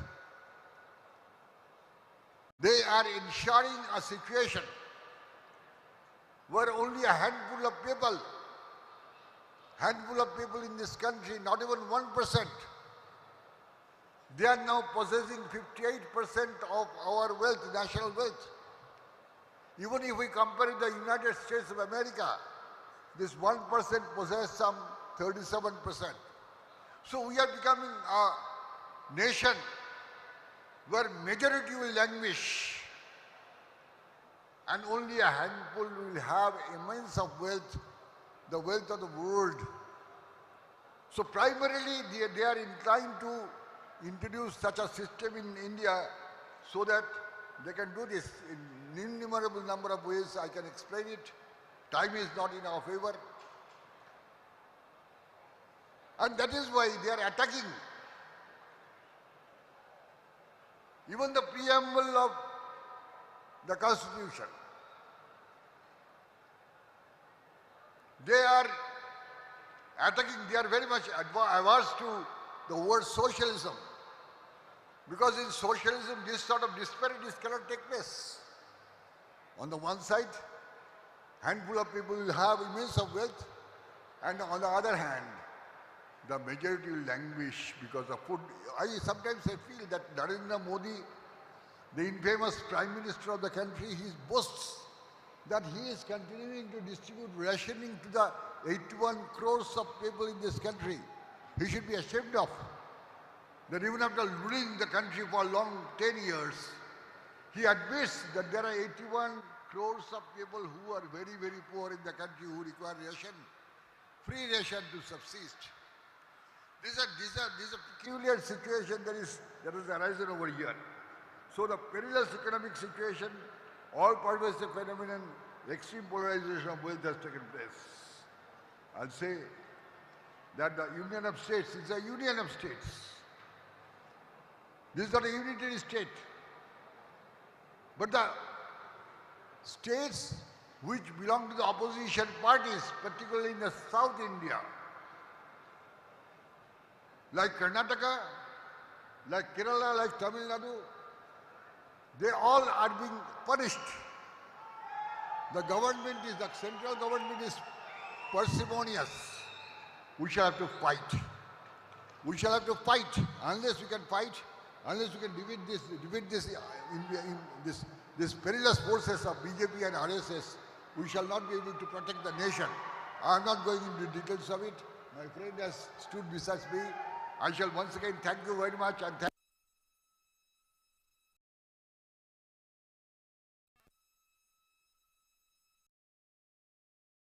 and we shall discuss. Thank you so much. Long live the unity of the common people.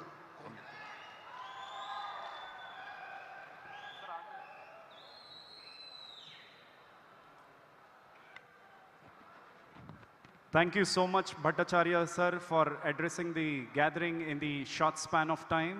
ಬಂಧುಗಳೇ, ಈ ಕಾರ್ಯಕ್ರಮದಲ್ಲಿ ಸಂವಿಧಾನ ಜಾಗೃತಿ ಜಾಥಾದಲ್ಲಿ ವಿಶೇಷವಾದಂತಹ ಚಟುವಟಿಕೆಗಳನ್ನು ಏರ್ಪಡಿಸಿ ಬಹುಮಾನಕ್ಕೆ ಪಾತ್ರರಾದ ಇಲ್ಲಿ ವೇದಿಕೆಯಲ್ಲಿದ್ದಾರೆ ಧಾರವಾಡ ಜಿಲ್ಲೆಯ ಜಿಲ್ಲಾಧಿಕಾರಿಗಳಾದ ಶ್ರೀಮತಿ ದಿವ್ಯಾ ಪ್ರಭು ಅವರು. ಚಪ್ಪಾಳೆಯ ಗೌರವವನ್ನು ಸಲ್ಲಿಸಿಬಿಡೋಣ ಒಟ್ಟಾಗಿ ಬಂಧುಗಳೇ.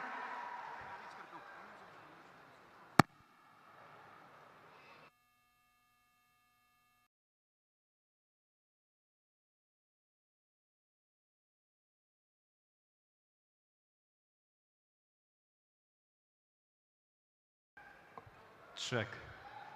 ಈಗ ನಿಮ್ಮ ಮುಂದೆ ಮಾತಾಡೋದಿಕ್ಕೆ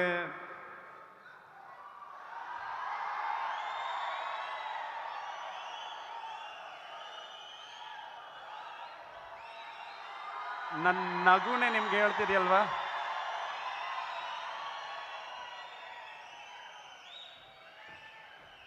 ಸಾವಿರಾರು ಲಕ್ಷಗಟ್ಟಲೆ ಜನರಿಗೆ ಊಟ ಸಿಗದೆ ಇರುವಂತಹ ಜನರಿಗೆ ಊಟ ಸಿಗೋ ಹಾಗೆ ಮಾಡಿದ ರಾಯ.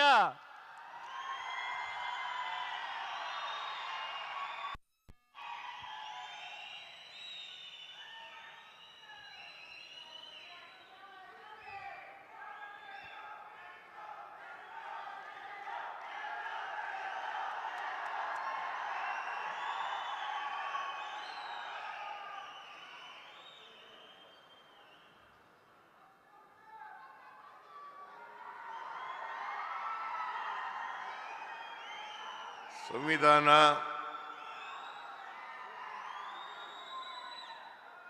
ಮತ್ತು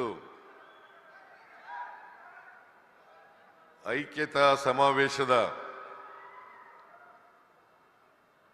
ಸಮಾರೋಪ ಸಮಾರಂಭದಲ್ಲಿ ಭಾಗವಹಿಸಿರ್ತಕ್ಕಂಥ ಅಖಿಲ ಭಾರತ ಕಾಂಗ್ರೆಸ್ ಪಕ್ಷದ ಅಧ್ಯಕ್ಷರಾದಂಥ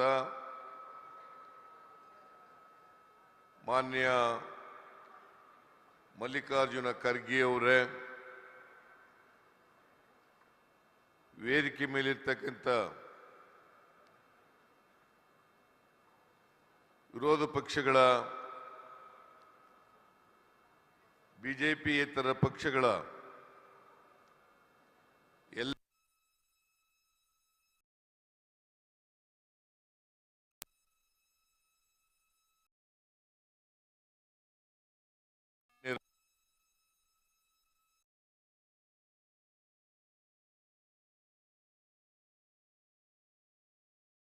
ಮಿತ್ರರೇ,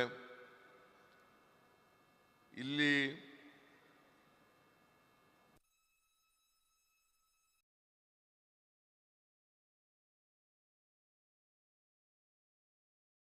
ಸೋದರ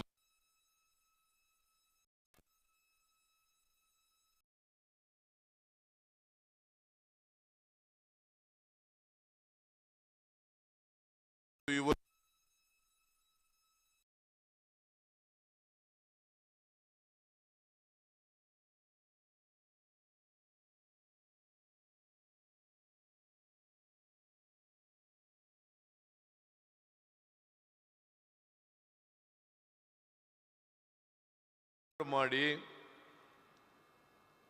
ಸಮಾಜ ಕಲ್ಯಾಣ ಸಚಿವರಾದಂಥ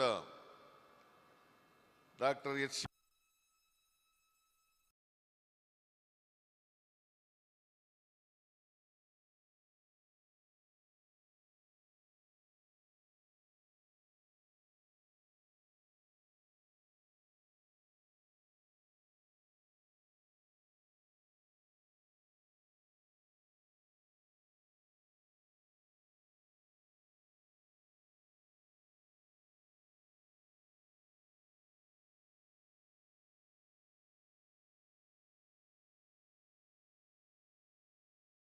ಸಂದರ್ಭದಲ್ಲಿ ಹೇಳಲಿಕ್ಕೆ ಬಯಸ್ತಾ ಇದ್ದೇನೆ.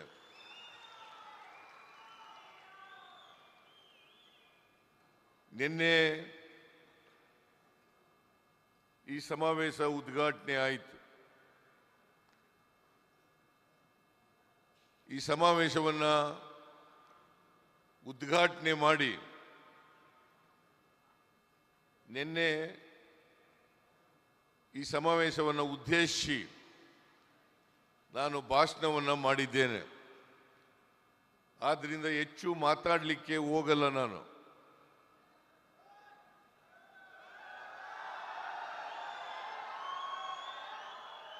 ಹೆಚ್ಚು ಮಾತಾಡಲಿಕ್ಕೆ ಹೋಗಲ್ಲ. ಕಾರಣ ಯಾಕಪ್ಪ ಅಂದರೆ ನಿನ್ನೆನೇ ನಾನು ಉದ್ಘಾಟನಾ ಭಾಷಣವನ್ನು ಮಾಡಿದ್ದೇನೆ.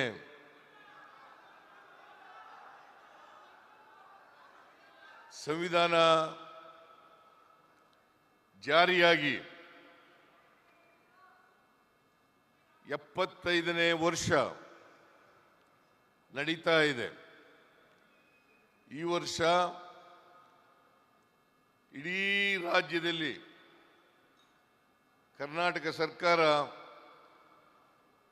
ಸಂವಿಧಾನ ಜಾರಿಗೆ ಬಂದಂಥ ಅಮೃತ ವರ್ಷವನ್ನು ಆಚರಣೆ ಮಾಡ್ತಾ ಇದ್ದೀವಿ. 1950ನೇ ಇಸ್ವಿ ಜನವರಿ 24ನೇ ತಾರೀಕು ಸಂವಿಧಾನ ಜಾರಿಗೆ ಬಂದಂಥ ದಿನ. ನಾವು 1924ನೇ ಇಸ್ವಿ ಜನವರಿ 24ನೇ ತಾರೀಕು ಅವತ್ತು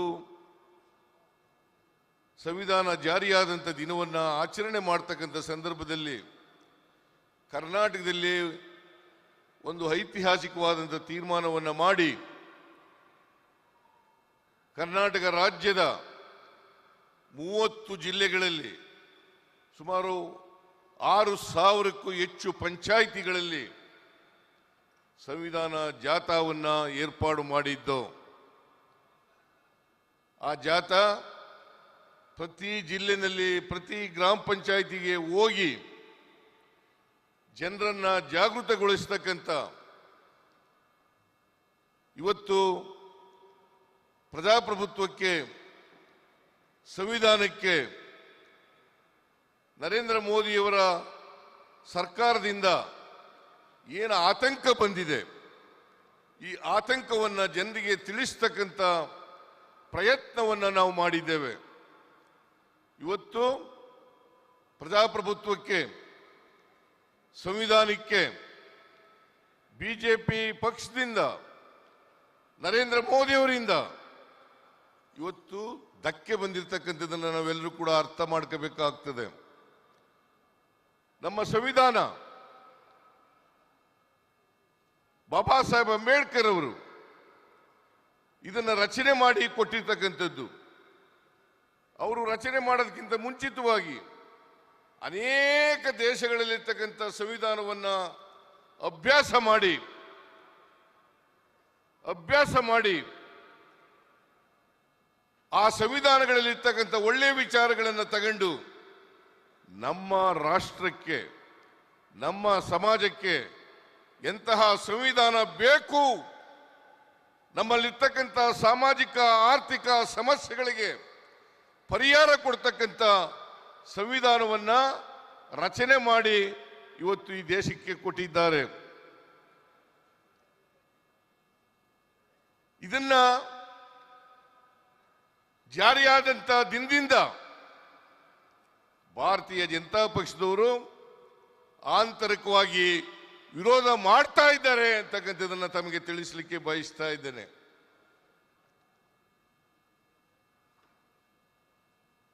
RSSನ ಗೋಲ್ವಾಲ್ಕರ್ ಅವರು ಇದು ಅನೇಕ ದೇಶಗಳ ಸಂವಿಧಾನವನ್ನು ನೋಡ್ಕೊಂಡು ಮಾಡಿರ್ತಕ್ಕಂಥ ಒಂದು ಗೊಂದಲದ ಗೂಡು ಅಂತಕ್ಕಂಥ ರೀತಿಯಲ್ಲಿ ಮಾತನಾಡಿದ್ದಾರೆ. ಈ ಭಾರತೀಯ ಜನತಾ ಪಕ್ಷ ಅಥವಾ ಅದರ RSS ಅವ್ರು ಯಾರೂ ಕೂಡ ಸಂವಿಧಾನವನ್ನು ಗೌರವಿಸ್ತಕ್ಕಂಥದ್ದಾಗಲಿ, ಸಂವಿಧಾನದಲ್ಲಿರ್ತಕ್ಕಂಥ ದೈವೋದ್ದೇಶಗಳನ್ನು ಅವರು ಗೌರವಿಸ್ತಕ್ಕಂಥದ್ದಾಗಲಿ ಇಲ್ಲ ಅಂತಕ್ಕಂಥದ್ದನ್ನು ನಾವು ಅವರು ಅಧಿಕಾರದಲ್ಲಿರ್ತಕ್ಕಂಥ ಸಂದರ್ಭದಲ್ಲಿ ನಾವು ನೋಡಿದ್ದೇವೆ. ಈ ದೇಶಕ್ಕೆ ಸ್ವಾತಂತ್ರ್ಯ ಬಂದ ಮೇಲೆ ಅವರು ಯಾವ ರೀತಿ ನಡ್ಕೊಂಡಿದ್ದಾರೆ ಅಂತಕ್ಕಂಥದ್ದನ್ನು ಕೂಡ ನಾವು ಅರ್ಥ ಮಾಡ್ಕೋಬೇಕಾಗ್ತದೆ.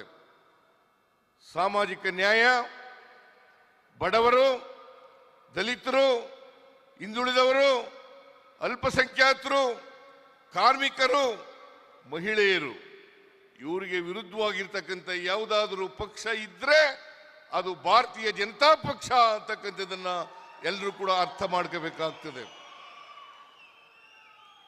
ಅದಕ್ಕಾಗೇನೆ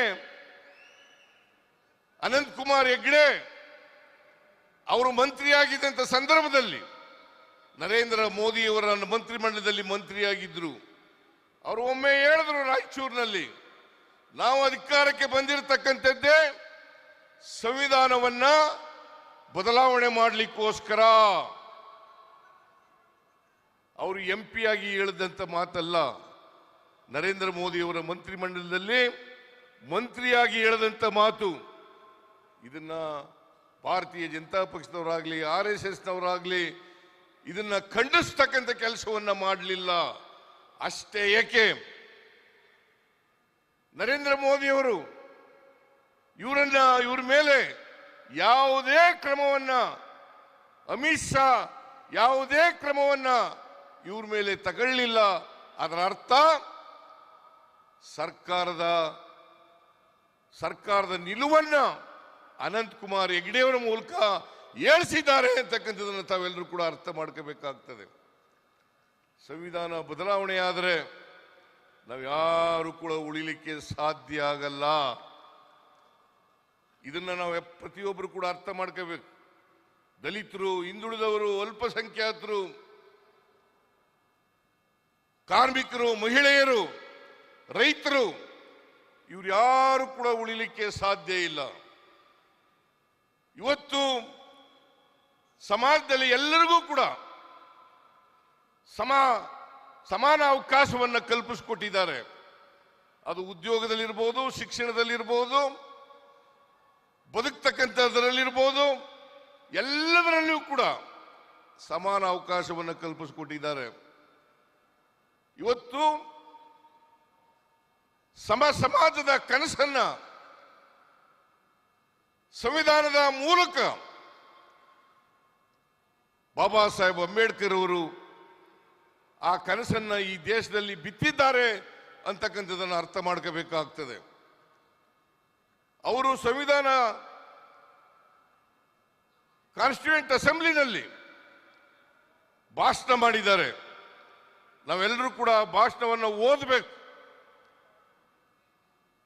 1949 ನವೆಂಬರ್ 25ನೇ ತಾರೀಕು ಕಾನ್ಸ್ಟಿಟ್ಯೂಯೆಂಟ್ ಅಸೆಂಬ್ಲಿನಲ್ಲಿ ಅವರು ಭಾಷಣ, ಅದು ಒಂದು ಐತಿಹಾಸಿಕವಾದಂಥ ಭಾಷಣ ಅಂತಕ್ಕಂಥದ್ದನ್ನು ತಿಳ್ಕೋಬೇಕಾಗ್ತದೆ.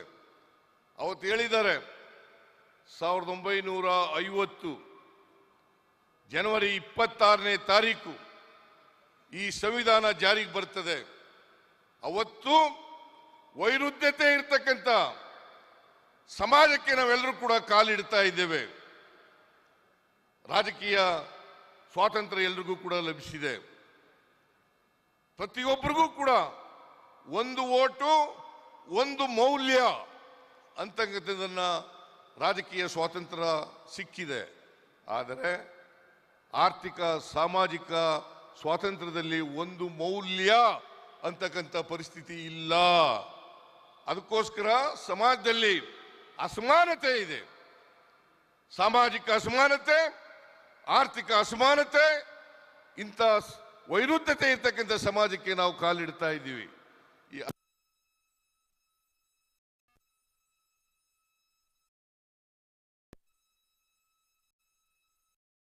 ಅಧಿಕಾರಕ್ಕೆ ಬರಲಿ, ಅವರೆಲ್ಲರೂ ಕೂಡ ಸಂವಿಧಾನದ ದೇವರಸಗಳನ್ನ ಜಾರಿಗೆ ಕೊಟ್ಟು ಅದರ ಆಶಯಗಳನ್ನು ಈಡೇರಿಸ್ತಕ್ಕಂಥ ಪ್ರಯತ್ನವನ್ನು ಮಾಡಬೇಕು. ಮತ್ತೆ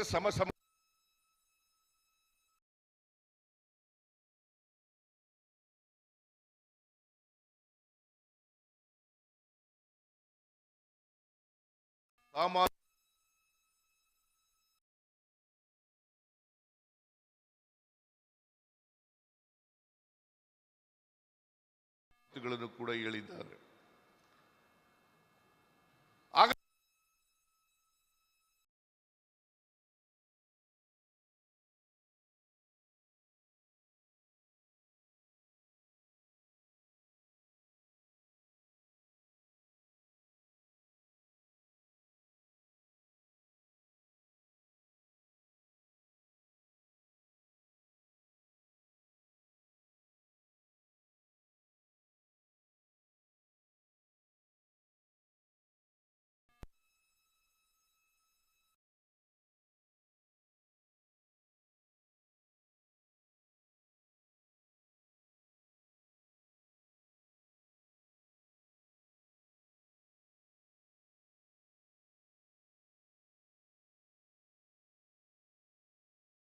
ಕಾಂಗ್ರೆಸ್ ಪಕ್ಷ ಕರ್ನಾಟಕದಲ್ಲಿ ಹಿಂದೆ ಅಧಿಕಾರದಲ್ಲಿದ್ದಾಗ ನಾವು ಯಾವ ವರ್ಗ, ಯಾವ ಜನ ಅವಕಾಶಗಳಿಂದ ವಂಚಿತರಾಗಿದ್ದಾರೆ ಆ ಜನರಿಗೆ ಆರ್ಥಿಕವಾಗಿ ಸಾಮಾಜಿಕವಾಗಿ ಶಕ್ತಿ ತುಂಬತಕ್ಕಂಥ ಅವರೂ ಕೂಡ ಈ ಸಮಾಜದಲ್ಲಿ ಸ್ವಾಭಿಮಾನದಿಂದ ಬದುಕ್ತಕ್ಕಂಥ ವ್ಯವಸ್ಥೆಯನ್ನ ನಿರ್ಮಾಣ ಮಾಡ್ತಕ್ಕಂಥ ಕೆಲಸವನ್ನು ನಾವು ಮಾಡೋದು.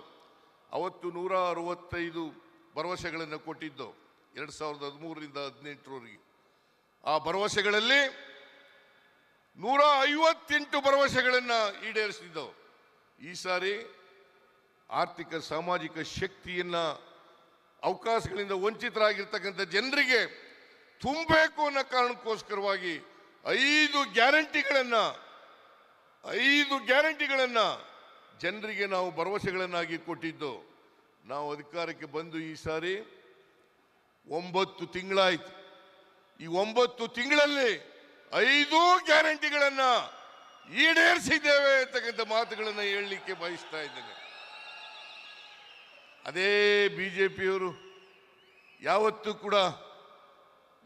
ಕೂಡ ನುಡಿದಂತೆ ನಡೆದಿಲ್ಲ.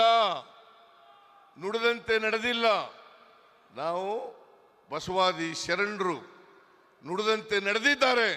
ಅವರ ದಾರಿನಲ್ಲಿ ಹೆಜ್ಜೆ ಇಡ್ತಕ್ಕಂಥ ಪ್ರಾಮಾಣಿಕವಾದಂಥ ಪ್ರಯತ್ನವನ್ನು ಮಾಡ್ತಾ ಇರ್ತಕ್ಕಂಥ ಪಕ್ಷ ಇದ್ರೆ, ಸರ್ಕಾರ ಇದ್ರೆ ಅದು ಕಾಂಗ್ರೆಸ್ ಸರ್ಕಾರ ಅಂತಕ್ಕಂಥದ್ದನ್ನು ತಿಳಿಸಲಿಕ್ಕೆ ಬಯಸ್ತಾ ಇದ್ದೇನೆ.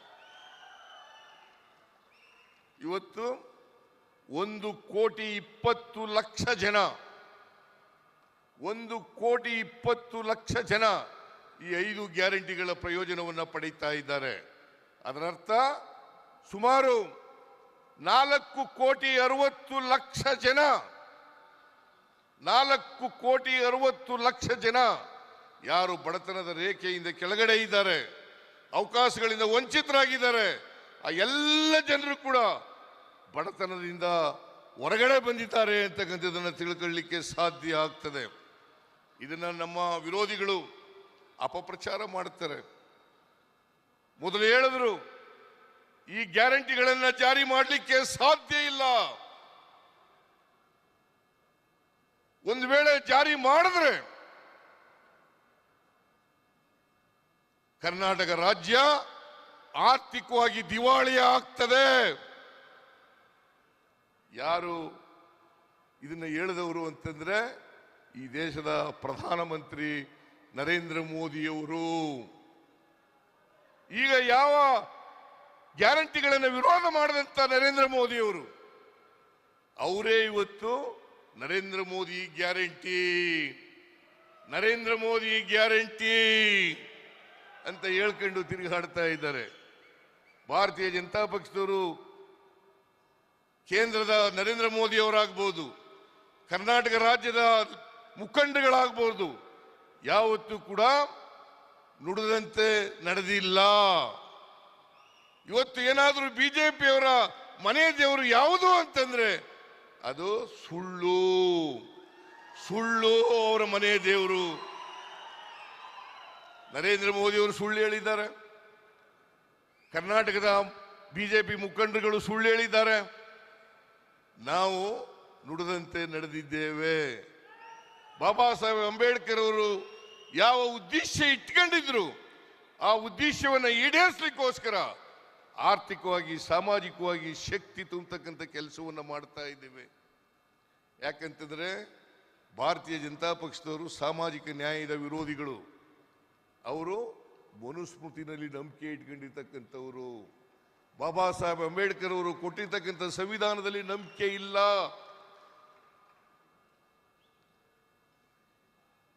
ನಂಬಿಕೆ ಇಲ್ಲ. ಅದರಿಂದ ನೇರವಾಗಿ ಸಂವಿಧಾನವನ್ನು ರದ್ದುಪಡಿಸಿದ್ರೆ ಈ ದೇಶದಲ್ಲಿ ರಕ್ತಪಾತ ಆಗ್ತದೆ, ರಕ್ತ ಕ್ರಾಂತಿ ಆಗ್ತದೆ ಅಂತ ಹೇಳಿ ಎದುರಿ ಸಂವಿಧಾನವನ್ನು ತಿರುಚತಕ್ಕಂಥ ಕೆಲಸವನ್ನು ಮಾಡ್ತಾರೆ, ದುರ್ಬಲಗೊಳಿಸ್ತಕ್ಕಂಥ ಕೆಲಸವನ್ನು ಮಾಡ್ತಾರೆ.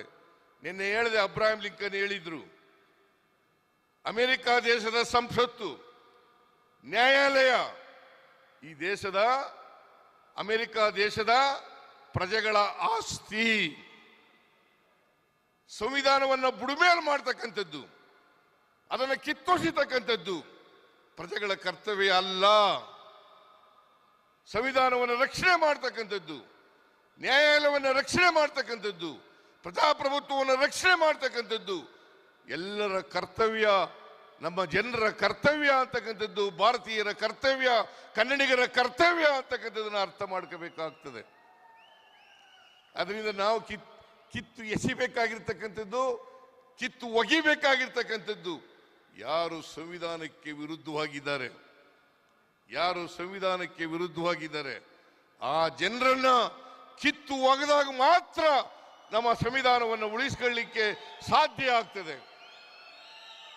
ಸಂವಿಧಾನ ಉಳಿದ್ರೆ ನಾವೆಲ್ಲ ಉಳಿಲಿಕ್ಕೆ ಸಾಧ್ಯ ಆಗ್ತದೆ. ಸಂವಿಧಾನ ಇಲ್ಲದೆ ಹೋದ್ರೆ ಬಡವರು, ದಲಿತರು, ಹಿಂದುಳಿದವರು, ಅಲ್ಪಸಂಖ್ಯಾತರು, ಮಹಿಳೆಯರು, ಕಾರ್ಮಿಕರು ಉಳಿಲಿಕ್ಕೆ ಸಾಧ್ಯ ಆಗಲ್ಲ. ಇದನ್ನು ನಾವೆಲ್ಲರೂ ಕೂಡ ಅರ್ಥ ಮಾಡ್ಕೋಬೇಕಾಗ್ತದೆ. ಅದಕ್ಕೋಸ್ಕರ ಇವರು ಅಪರೋಕ್ಷವಾಗಿ ಸಂವಿಧಾನವನ್ನ ದುರ್ಬಲಗೊಳಿಸ್ತಕ್ಕಂಥ ಪ್ರಯತ್ನವನ್ನ ಭಾರತೀಯ ಜನತಾ ಪಕ್ಷದವರು ಮಾಡ್ತಾ ಇದ್ದಾರೆ. ಅದಕ್ಕೆ ಬಾಬಾ ಸಾಹೇಬ್ ಅಂಬೇಡ್ಕರ್ ಅವರು ಮಾತನ್ನೇ ಹೇಳಿದರು, ಈ ಸಂವಿಧಾನದ ಯಶಸ್ಸು ಸಿಗಬೇಕಾದ್ರೆ, ಈ ಸಂವಿಧಾನದ ಶ್ರೇಷ್ಠತೆಯನ್ನ ಉಳಿಸ್ಕೋಬೇಕಾದ್ರೆ ಯಾರ ಕೈನಲ್ಲಿ ಸಂವಿಧಾನ ಇರ್ತದೆ ಅದು ಬಹಳ ಮುಖ್ಯ. ಸಂವಿಧಾನದ ಪರವಾಗಿರ್ತಕ್ಕಂಥವರ ಕೈನಲ್ಲಿ ಸಂವಿಧಾನ ಇದ್ರೆ ಈ ದೇಶ ಉಳಿತದೆ, ಬಡವರು ಉಳಿತಾರೆ, ದಲಿತರು ಉಳಿತಾರೆ, ಹಿಂದುಳಿದವರು ಉಳಿತಾರೆ, ಅಲ್ಪಸಂಖ್ಯಾತರು ಉಳಿತಾರೆ, ಮಹಿಳೆಯರು ಉಳಿತಾರೆ, ಮತ್ತೆ ಕಾರ್ಮಿಕರು ಉಳಿಲಿಕ್ಕೆ ಸಾಧ್ಯ ಆಗ್ತದೆ. ಸಂವಿಧಾನಕ್ಕೆ ವಿರುದ್ಧವಾಗಿರೋರ ಕೈನಲ್ಲಿದ್ದರೆ ಸಾಧ್ಯ ಇಲ್ಲ. ಇದನ್ನು ನಾವು ಅರ್ಥ ಮಾಡ್ಕೋಬೇಕಾಗ್ತದೆ. ಅದಕ್ಕೋಸ್ಕರ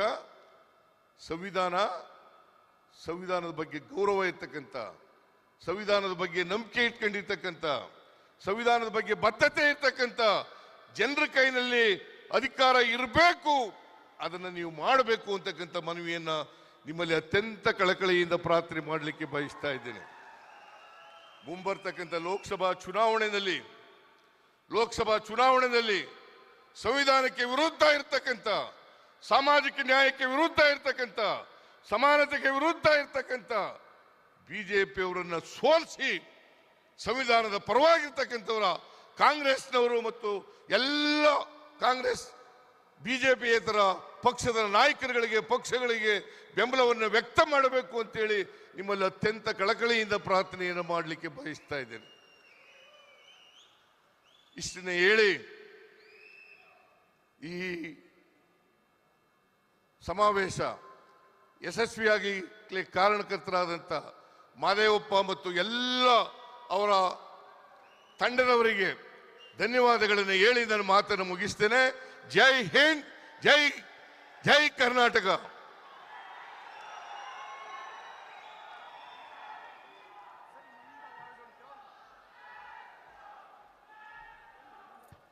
ಕರ್ನಾಟಕದ ಉಳಿವಿಗಾಗಿ ಸಂವಿಧಾನದ ರಕ್ಷಣೆ ಬಹಳ ಮುಖ್ಯ ಎನ್ನುವ ಅಭಿಮತವನ್ನು ವ್ಯಕ್ತಪಡಿಸಿದ್ದಾರೆ ಸನ್ಮಾನ್ಯ ಮುಖ್ಯಮಂತ್ರಿಗಳಿಗೆ. ಜಯವಾಗಲಿ ಚಪ್ಪಾಳೆಗಳ ಮುಖೇನ. ಹಾಗೆ ತೇಜಸ್ವಿ ಚಕ್ರವರ್ತಿ ಚಾಮರಾಜನಗರದಿಂದ ನಿನ್ನೆ ಉದ್ಘಾಟನಾ ಸಮಾರಂಭದಲ್ಲಿ ಅತ್ಯಂತ ವಿದ್ವತ್ಪೂರ್ಣವಾಗಿ ಬಾಬಾ ಸಾಹೇಬ್ ಅಂಬೇಡ್ಕರ್ ಅವರು ಕೊಟ್ಟಂತಹ ಸಂವಿಧಾನದ ಮಾತುಗಳನ್ನ, ಪೀಠಿಕೆಯನ್ನ, ಜೊತೆಗೆ ಯಾವುದೇ ಆರ್ಟಿಕಲ್ ಕೇಳಿದ್ರು ಪಟ್ಟನೆ ಎಲ್ಲವನ್ನ ಪ್ರಸ್ತುತಪಡಿಸಿದಂತಹ ತೇಜಸ್ ಚಕ್ರವರ್ತಿ ಅವರಿಗೆ ಸನ್ಮಾನ್ಯ ಮುಖ್ಯಮಂತ್ರಿಗಳಿಂದ ಇದೀಗ ಸನ್ಮಾನ ನಡೀತಾ ಇದೆ. ಈ ಮುದ್ದು ನ್ಯಾಷನಲ್ ಆಂಥಮ್ ಕೂಡ ಇದೆ. ಸೊ ನ್ಯಾಷನಲ್ ಆಂಥಮ್ ನ ಬಿಟ್ಟು ಯಾರು ಹೋಗೋ ಆಗಿಲ್ಲ. ಸೊ ದಯವಿಟ್ಟು ಒಂದು 5 ನಿಮಿಷ ಇರಬೇಕಂತ ಎಲ್ಲರಲ್ಲಿ ಕೇಳ್ಕೊತಾ ಇದ್ದೀವಿ. ಸಂವಿಧಾನ ನಮ್ಮ ದೇಶದ್ದು, ಸಂವಿಧಾನ ನಮ್ಮದು. ಇಡೀ ಪ್ರಪಂಚದಲ್ಲೇ ಅತಿ ದೊಡ್ಡ ಸಂವಿಧಾನದಲ್ಲಿ ನ್ಯಾಷನಲ್ ಆಂಥಮ್ಗೆ ತಾವೆಲ್ಲರೂ ಇಲ್ಲಿ ಇರ್ಬೇಕಂತ ಹೇಳ್ಬಿಟ್ಟು ಕೇಳ್ಕೊತಿದ್ದೀವಿ. ಸೊ ಹಾಗಾಗಿ ದಯವಿಟ್ಟು ತಾವೆಲ್ಲರೂ ಇಲ್ಲೇ ಇರಿ. ಬಂಧುಗಳೇ, ಕಾರ್ಯಕ್ರಮದ ಕಡೆಯ ಕ್ಷಣಗಳಲ್ಲಿ ನಾವಿದ್ದೇವೆ. ರಾಷ್ಟ್ರಗೀತೆಗೆ ವಂದನೆಗಳನ್ನು ಸಲ್ಲಿಸಿ ತದನಂತರ ತೆರಳೋಣ. ನಿಮ್ಮೆಲ್ಲರ ಸಹಕಾರವಿರಲಿ. ಎಲ್ಲರಿಗೆ ವಂದನೆಗಳನ್ನು ಸಲ್ಲಿಸಿದ್ದಾರೆ ಶ್ರೀ ನಜೀರ್ ಅಹಮದ್ ಅವರು, ಮಾನ್ಯ ಮುಖ್ಯಮಂತ್ರಿಗಳ ರಾಜಕೀಯ ಕಾರ್ಯದರ್ಶಿಗಳು. ವೋಟ್ ಆಫ್ ಥ್ಯಾಂಕ್ಸ್ ಆದ ನಂತರ ನ್ಯಾಷನಲ್ ಆಂಥಮ್ ಇರುತ್ತೆ. ಸೊ ಹಾಗಾಗಿ ದಯವಿಟ್ಟು ತಾವೆಲ್ಲರೂ ಇಲ್ಲೇ ಇರಬೇಕಂತ ಕೇಳ್ಕೊತಿದ್ದೀವಿ. Political secretary Shri Nazir Ahmed.